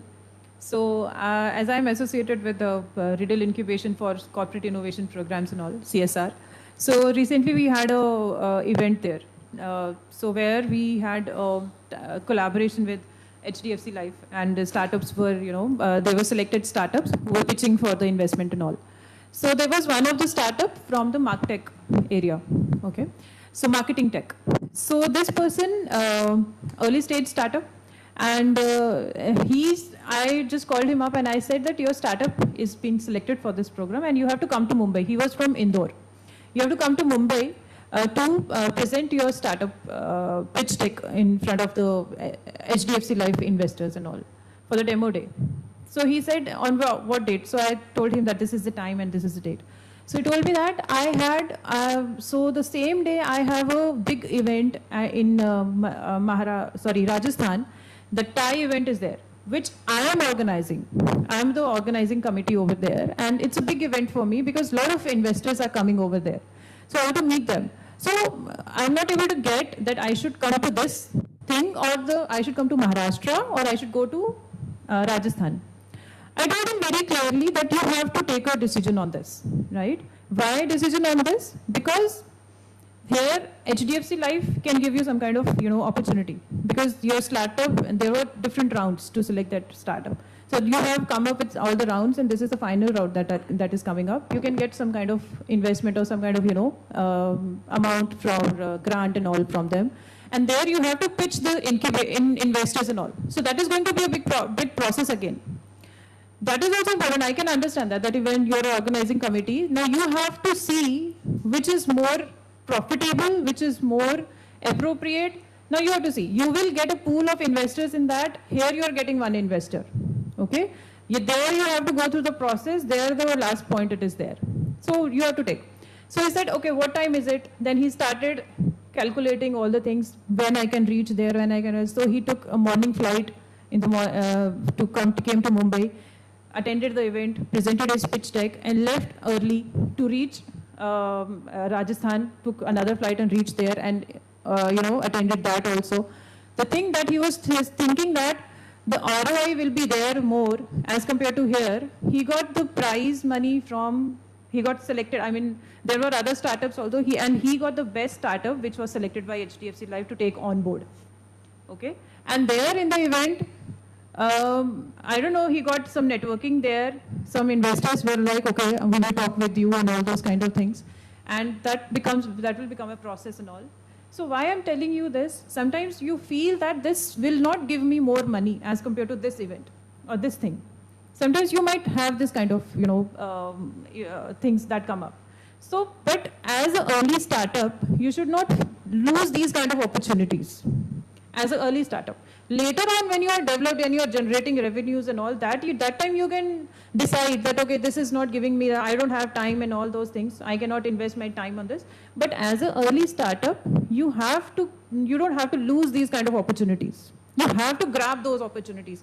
रात को बैठना पड़ता है, दिन को जागना पड़ रहा है, कुछ भी करना पड़ रहा है, but you have to grab this. This is the initial time. Okay? So by this, so when you have a team, you can delegate some of the team. He told me that, okay, my team member will come over there and he will present. So I said, okay, that also works. That's not a problem. So then he came by himself. No, this is a big event, so I will come and I will do this. So sometimes you have to delegate your work to the teams and all. That also becomes easy for you. So according to the deadlines, urgencies, I think this is the most thing that we follow. अच्छा कल का event है तो आज भागना है, आज काम करना है. So एक महीने पहले का पता था कि नहीं कोई बात नहीं कल करेंगे कल करेंगे कल करेंगे. You should not keep these things. This is a very bad habit. So if you have the thing in mind right now that this work needs to be completed today, do it today. Okay, so this is a very big issues with most of the people, not just with the co-founders. We all have this kind of issues that we always skip. Okay, kal karenge, kal karenge. So you should have not. So in this case, the correct answer is by delegating some tasks to the team is what you can do. Okay. So this is the last question in the interest of. Yeah, I had 7. I don't know. This is 4th one or what. Yeah. Next question. How would you approach a difference in opinion with your co-founder? Discuss openly until consensus is reached. Seek advice from a mentor or third party. Go with the most logical or data-driven option. Let each person own decision in their area of expertise.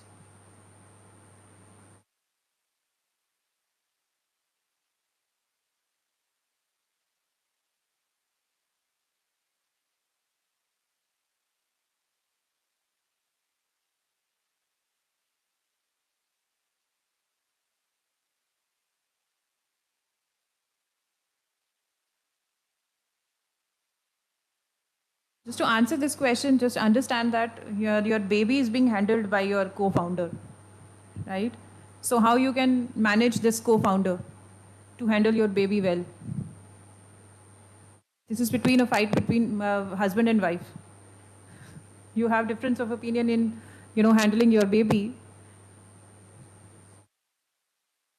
So I can see, I can see difference of opinions in here also. Okay. So I think the best part is to communicate. So as I told you, communication has a very strong, it's very strong tool, communication. So even inter-border relationships are handled through communication, okay? So if you have a difference of opinions, if you feel that, the best part is to do the open communication until the consensus are gone. Yep, next. How would you handle co-founders' conflict? Address them directly and mediate. Delegate the issue to an expert or advisor. Take time to understand both sides and find a compromise. Encourage a solution where everybody feels heard and respected.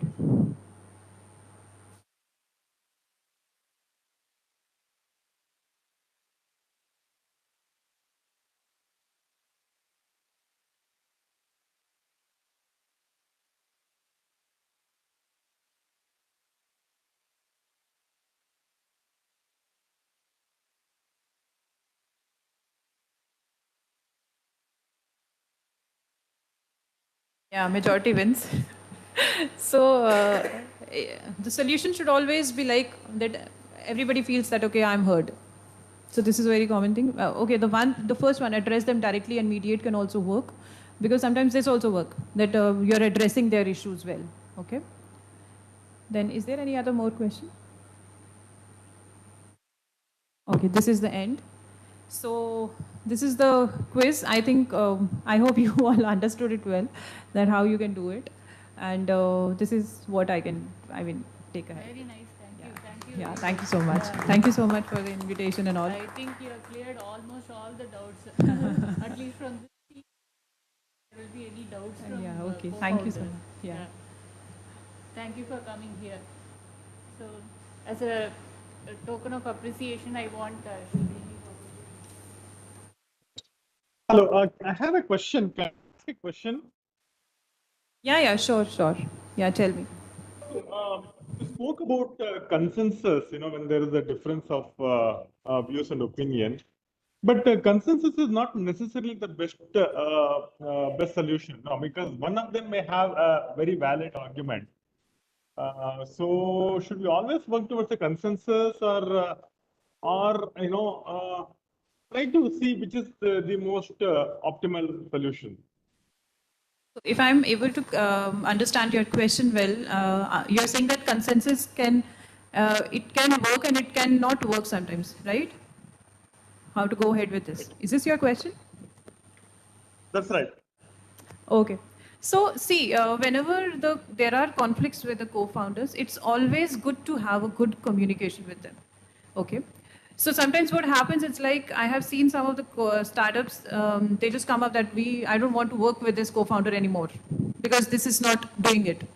So these kind of arguments, as I told you, there are task conflicts, there are relationship conflicts, right? So most of the times it has been seen that there are task conflicts where you have difference of opinions about something else is going on, some work is there, something is there.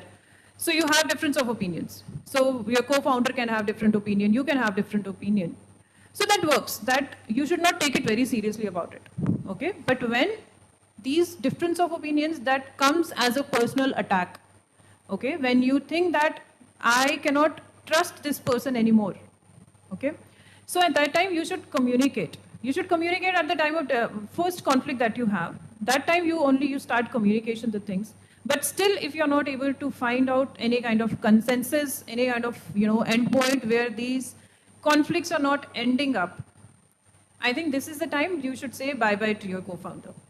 Simply because exits can also happen. Exits are very common exit of the co-founder is very, very common in startups. You can see so many startups these days who have good case studies and who are, who have become very popular.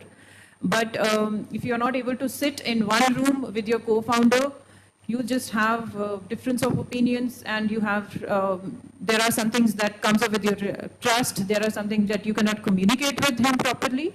I think it's very reasonable to say goodbye to that co-founder. I hope I was able to answer your question. Yeah. Yes, you did. You did. Thank you. Yeah, thank you. Is there any other question?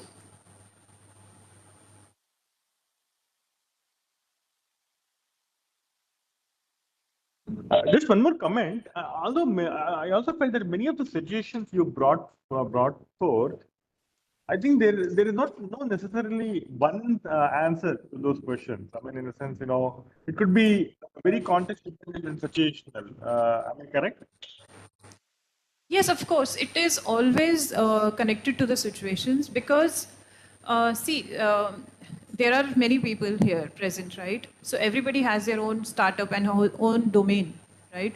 So somebody is working in food area, somebody is working in diagnostics, somebody is working in developing a hardware, software. So requirements, skills, they vary as per the startup domain, as per the startup requirements, right?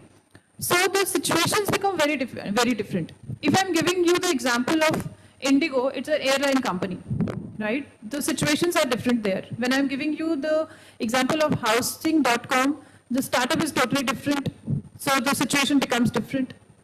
When you have your startup, which domain your startup is working, the situations and requirements and skills, expertise, everything, resources that you need, it also becomes different, right?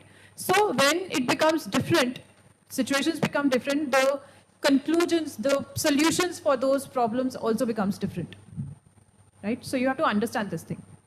So you can take some kind of reference from these case studies, that how they handle up their conflicts, how they came up with some consensus, but later you have to understand your own situations also. That's why I told you communication is important. Why communication is important? Because the context becomes little different from the case study that you have read. I told you that if you're not able to sit in a one room and there are so many nuisance, so many chaos within the co-founders, then you should talk about separating and all, right? So the situations can be different in that case. So that's why communication comes into role, that you have to communicate what are the different situations and all those things, right? Correct. Correct. Yeah. So we have one question. This is the last question we will take in the interest of time, after which I want everybody to keep the video on so that we can take the photograph once and proceed with the next part of the session. So can you take this question? Yeah, we can. Yeah, so legal aspects, are you talking about documents that you need to be kept in mind, or?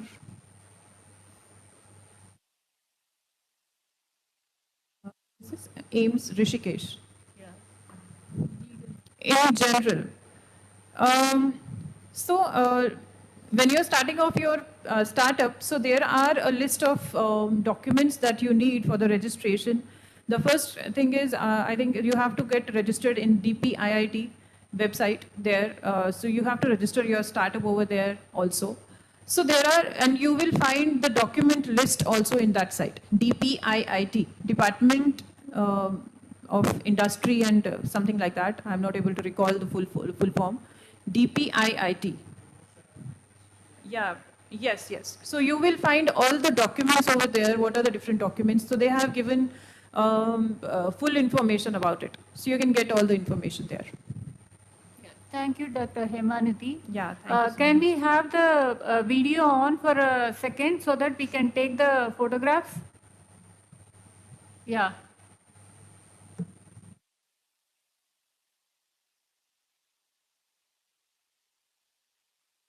Yeah, rest other people.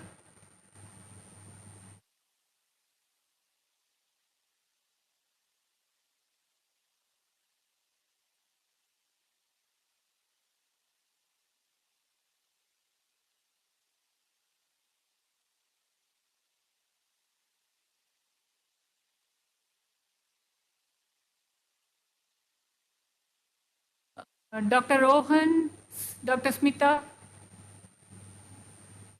would you like to keep it open? ZS, Hello? yeah. If it is possible, we would like you to make the video on. Yeah, is my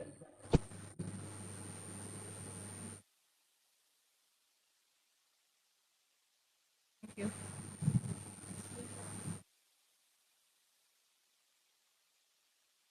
Okay, so I think we can take the over. Thank you all. Now you can make the video mute if you want to do. Moving on to the next session, actually. Uh, so let us give a memento to Dr. Hemanati for a beautiful presentation. It was really very useful for all of us and interesting too.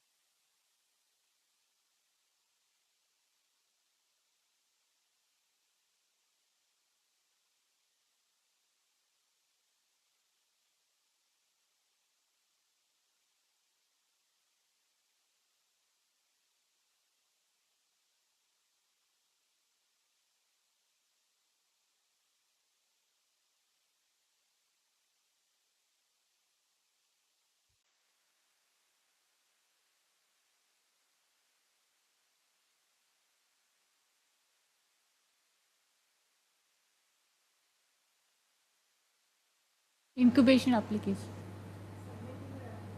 No, not this one. This got over.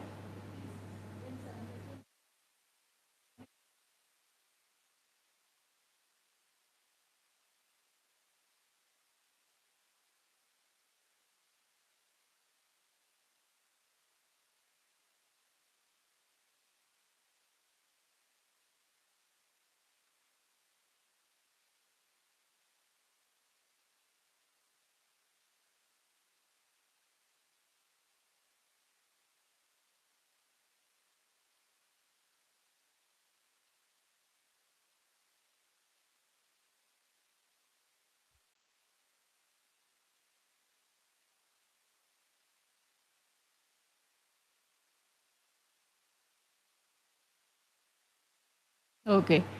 So now, as a next agenda item, I wanted to discuss what we need in the startup incubation application.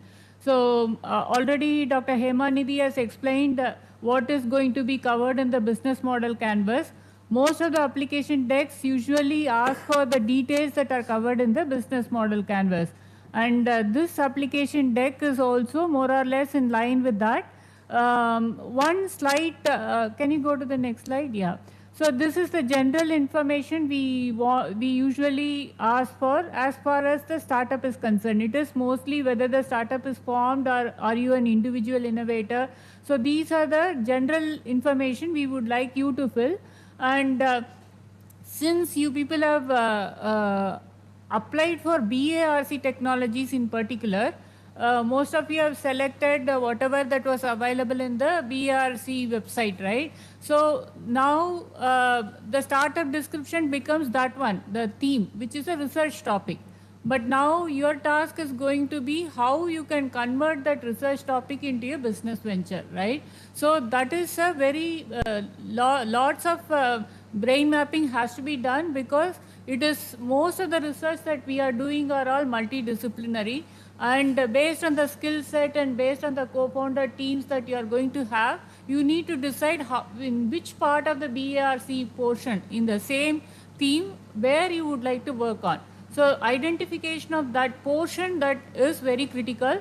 And instead of taking the entire research topic, which is going to be very lengthy and then time consuming, you have to identify a portion where your skill sets can be developed and also a business venture can be formed. Okay, so I will try to take one example and then try to give you how it can be easily, how it should be transcribed into a business venture.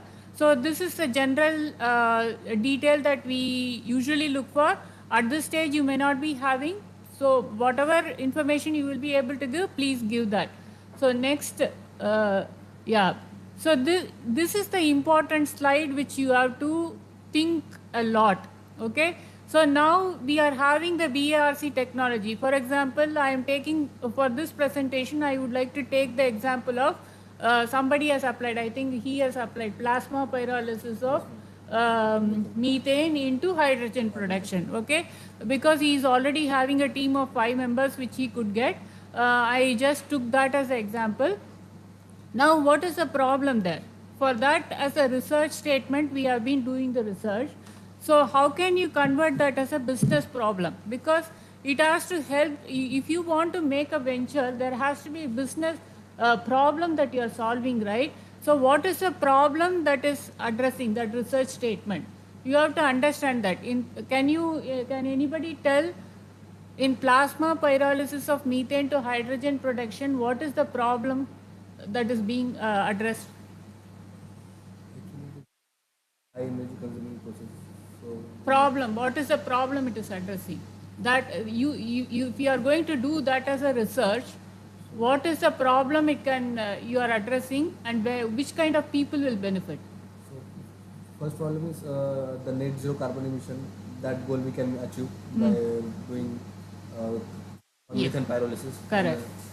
Again, this is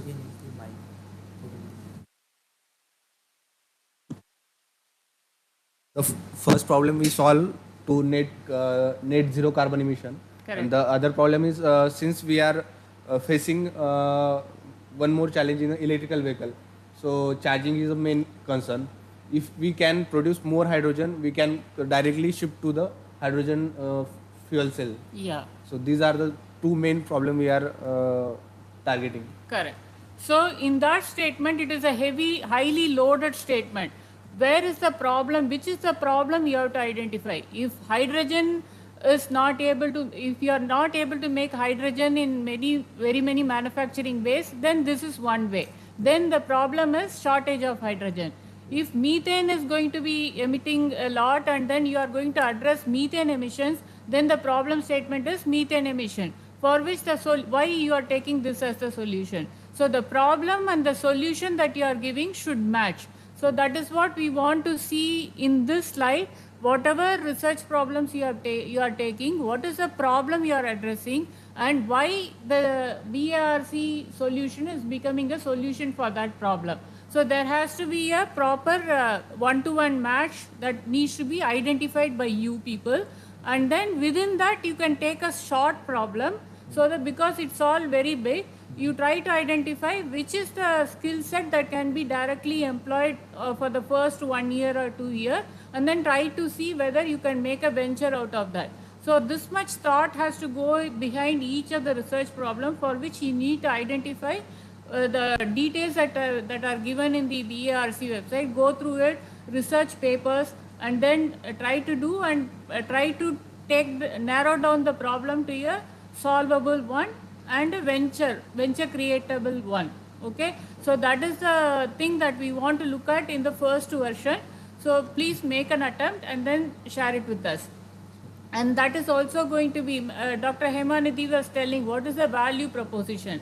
So by taking that short problem, what is the value it can give it to the hydrogen manufacturers, or what is the value you are going to get in the venture itself. So how is your solution superior? Why do you want to research it? Just like that, you cannot take the problem and then do research, right? You need to understand before how that solution, whatever solution you are proposing, within that bigger problem statement can be a superior to the hydrogen producers, who are the users, who are the business, where you can go and sell.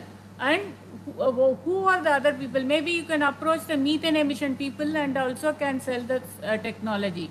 So then why it will be a superior solution for the methane technology people? Like that, you have to identify the different customer profile. Like she was explaining, whether it is a boys market or girls market or a kids market, like that, you need to identify the customer profile for the research statement you are trying to make. So all these details we need for the particular problem statement you are carrying out. Okay, so going to the next slide. So once you identify the small solvable miniaturized problem statement, then you work for what is the specification you can try to work for in the proof of concept stage or the prototype stage. So that will be, you can start researching and do the literature search, and then try to see what kind of specifications you can make for that smaller portion of your work. And then what is the technology you should try to do, and other things you can try to see, so that a proof of concept, a prototype can be easily made within 6 to 12 months or 12 to 18 months. Because we understand that it is going to take a time, and therefore you try to create into smaller chunks. The bigger problem should be addressed in smaller chunks, and then it should create the revenue for you in quicker period of time. Okay, and then what is there any innovation that you can apply in that smaller piece? And then what is a product strategy? Is it a product, or is it a technology, or is it a process, or is it a process instrumentation? All these things should try to be developed within that problem statement. And then list the title of experiments planned. So you can start, these are the first version. We are not, you try to attempt this, and we will improvise in the next 6 weeks also. So to start with, we will just put this first version. Okay. So are there any doubts so far in this? In the, those who are attending online, is there any doubts so far?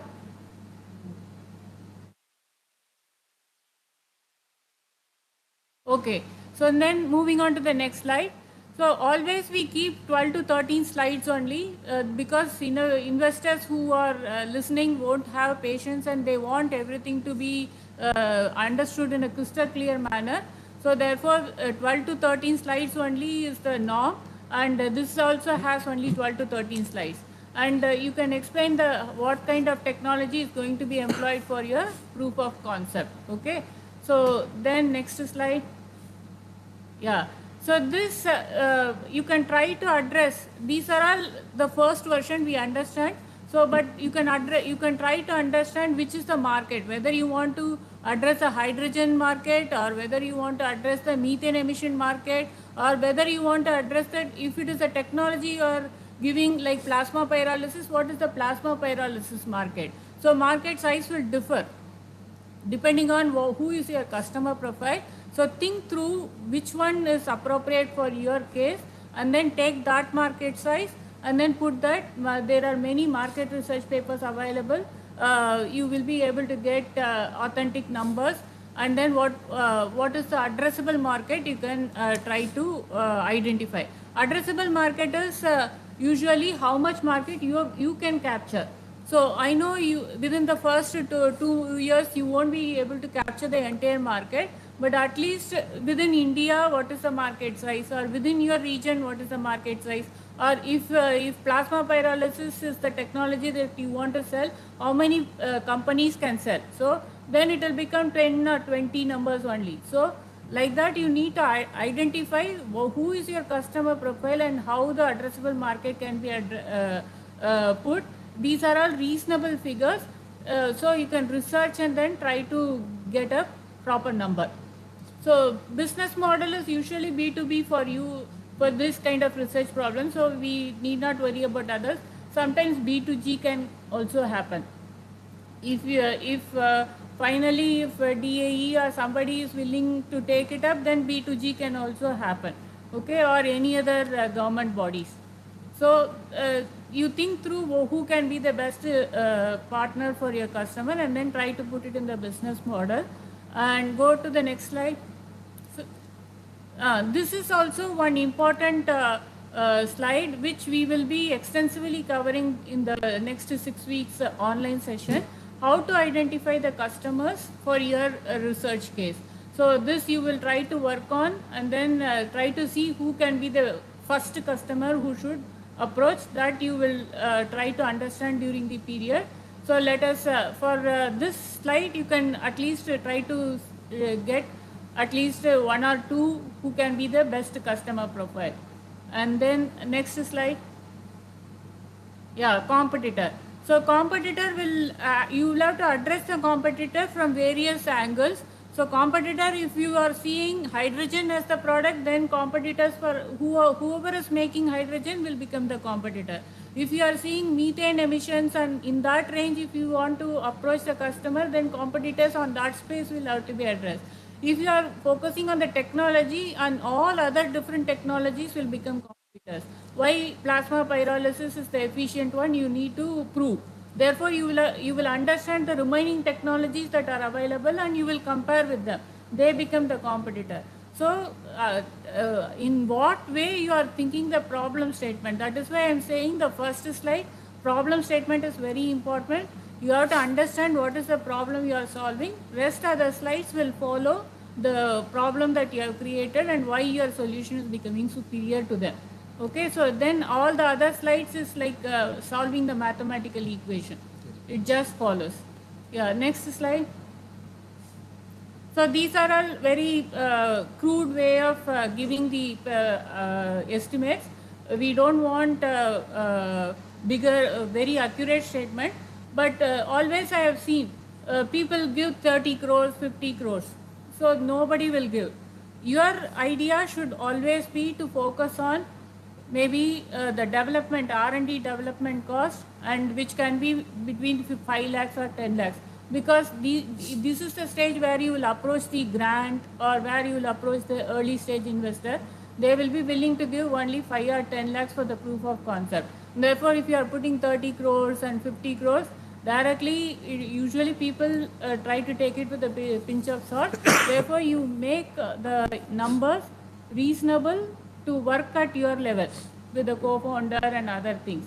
So basically, development cost is about what experiments you are planning to do for the next 18 months and the kind of cost that will be involved. So therefore, trying to narrow it down to the actual experimental work is very important for getting this development cost, where you can use your BCom or anybody who is other. There, these people can help. So team need not be technically oriented, but team can be accounting oriented person also will help, or costing. Yes, next. So from where, after putting the development cost, if it is 5 lakhs, then you should try to know how will you source the fund, right? Whether you are going to get any grants. If there are giving grants, there are many government which is giving grant, and like HDFC she was telling. So incubators try to arrange the investors, and then they can also come here and give you grants. But for all these things, proof of concept at least is minimally necessary, and how much owner's money is going to be put, whether you are going to put your own money or not. So all those breakups are needed. This is actually on paper, but you should also work for getting those money in the 6 or 12 months. So you have to be ready. Yeah. And so what is your current stage? So these things we need. And next slide. So this is revenue projection. This is too early for you people now. So let us skip this. है ना यार I don't know रुको मैं अभी मंगवाता हूँ Hello, is anybody want to talk or ask questions? ना 2 minute Or otherwise keep in mute. Yeah. So I think that is the last slide. Can you go to the next slide? Yeah. And if you are asking, see, for BARC incubation, we has any relevance to BARC first. So therefore, the research topics should align with what we are doing. And we also would like to know whether we can have the mentors for you to guide. If we, so those assessment will always be done during our consultation process or during the period of incubation, not in pre-incubation, but after incubation. Therefore, that is one of the important criteria. Apart from that, if there is anything that you need from us, then we would like to know what you need. So all those details are asked in the last slide. So just by filling these things, I will share the slide deck with you so that you all can think through with your team and then submit these things, after which we will assess it, and then we will tell you whether we will be able to proceed with the pre-incubation program for that particular team. Okay, so this is what I want from all of you people in the next 1 week or 10 days. So if there are any questions, I can take in writing this application. So far you did only the expression of interest where you just gave one line, right? I want to do this. Now I am going a little bit deeper, and then I am asking you to work what you want to work on that. So that clarity you should bring by consulting with your teams. And some people have taken their own idea, which is also related to BARC, which we found out, and therefore they can continue to work on their idea, but there has to be specific information so that we will be able to decide what kind of mentoring, if at all, can be provided, should be decided by us. So therefore think and then submit all the details in the application deck. Okay. Any chat box and anything is there? See.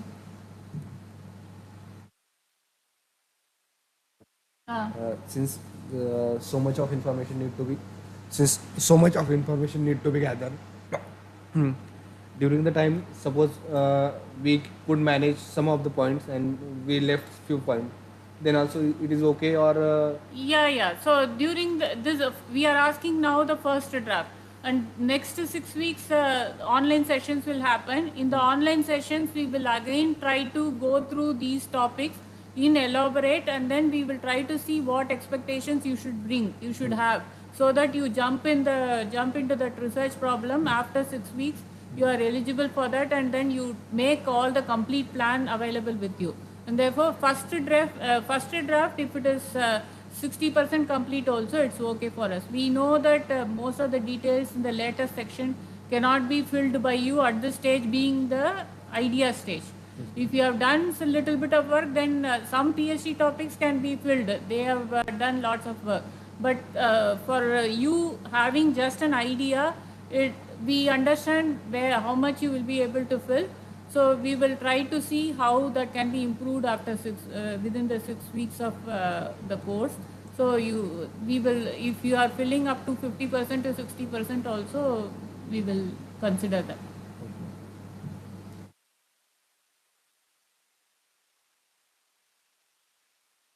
So looks like there are no questions from online.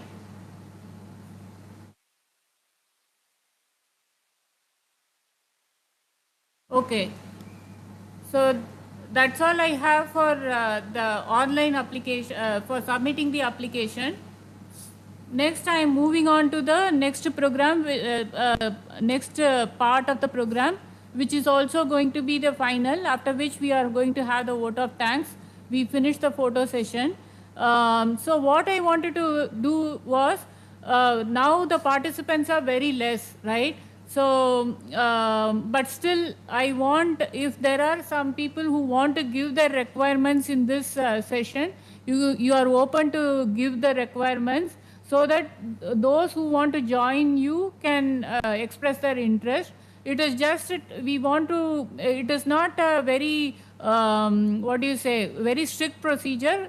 We want to keep it as flexible as as possible.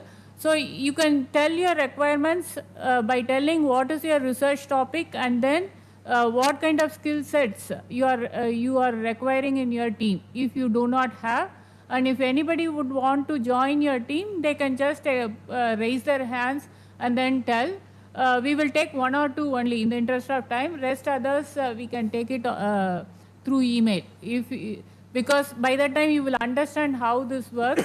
So anybody who want to give their requirements, those who are individual innovators or somebody who are looking for some kind of a co-founder from this group, can share their requirements. No. Okay. So those who are sitting here, they do not want to have anybody from outside. Now I'm just taking this question to those who are present online.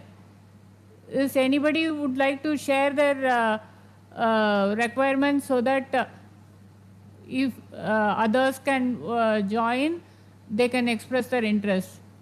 Would anybody want to share the requirements for the team?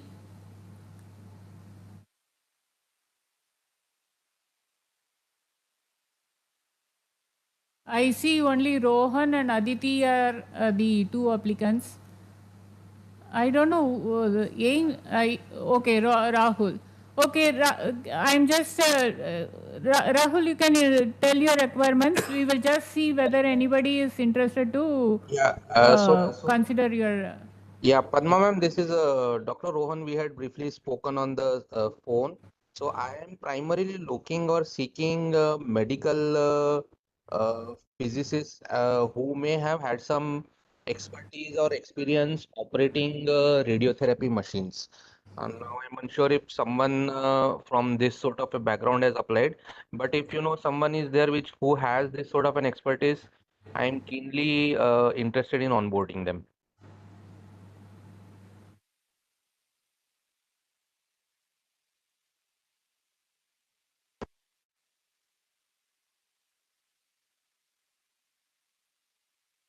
Radiotherapy operation role.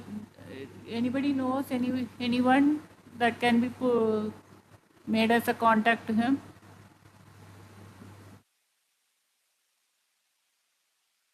Okay. Yeah, yeah. So in this session currently there is nobody, and I don't think anybody knows them. But I will circulate this to the group who has already been applied. I will see any interest from that group. If at all, if there is any interest, I will Hello, try ma'am. to connect. Yeah, yes, sir. Uh-huh. You know somebody from TMC working in. I Oh, can very nice. TMC, Linac machine radio therapy. Okay. So then, I will pass on the detail to you. Okay, thank you, sir. yeah, yeah. Through madam, I will pass. Yeah, so then I can connect you both after the session, sir. Yeah, maybe. I will connect Dr. Rohan with you to you, and then you can take the conversation. Dr. Rohan can take the conversation with you, sir. Okay. Thank you. Okay. So Rohan, is that fine, or do you want to add something here? Ma'am, that's perfect. That's fine. Okay. Yeah. And by the way, Dr. Rohan is also from Tata Memorial only. Why you are asking? Then you may be having people, no? Sir, I am primarily, seeking someone who has an entrepreneurial bent of mind. I was hoping, someone of that sort would have shown up here. Uh, More of, who You can, immediately. if you are in TMC, then you can talk to people there. Right, sir. There is no problem. Right, sir.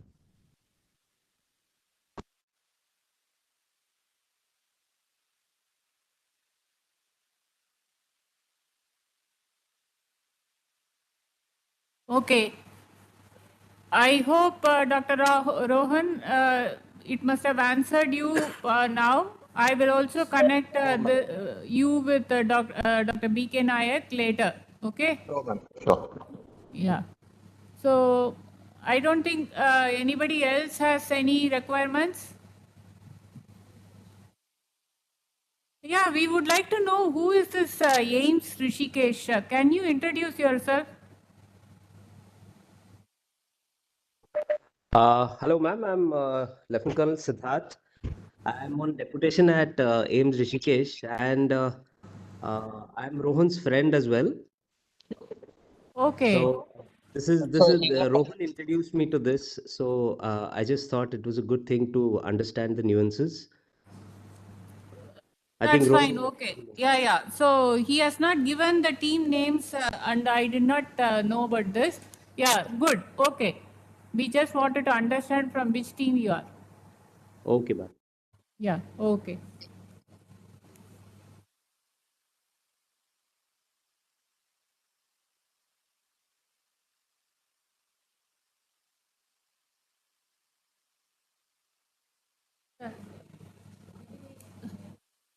Aditi is she has applied. Yeah. And other people are task force members. Yeah. So now I think we have come to the end of the session, and I request Urvashi madam to give the vote of thanks. Good afternoon, all. On behalf of AIC BARC Task Force member, it's an honor to propose the vote of thanks.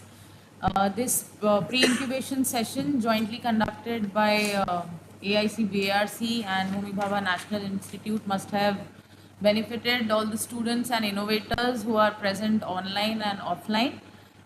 So I would like to thank Dr. B.K. Nayak, Dean HBNI, and Dr. Dipanvita, Associate Dean HBNI, for their contributions in the conduction of this session. I would like to thank Mr. Daniel Babu for his constant support and guidance throughout the programs of AIC BARC. And of course, a big thank you to all the students who are present online, the young aspirants and the innovators. And first of all, I forgot to mention her name, Dr. Hemnidhi Gupta, for a very insightful presentation on with respect to co-pairing and finding a co-founder with respect to the skill sets or the complementary experiences that you can have. Thank you for a very beautiful presentation. And the admin staff of the HBNI for conduction of this session through WebEx. If I've forgotten anybody else, thank you to all. Yeah. Thank you, Urvashi madam.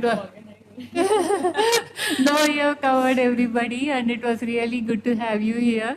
I think we have reached the end of the session, and thank you all for being here on the Sunday. And I hope this second pre-incubation cohort will be done as the first pre-incubation cohort, and we expect full participation from the applicants, and then we want enthusiasm from them, and soon we want the ventures also to come out of BARC. So, Rohan wants to say something. okay, yeah, Rohan, go on. Okay. So, if there are no last minute comments, I once again thank everybody for attending this, and hope we all have a good Sunday rest of the time for today. Thank you all.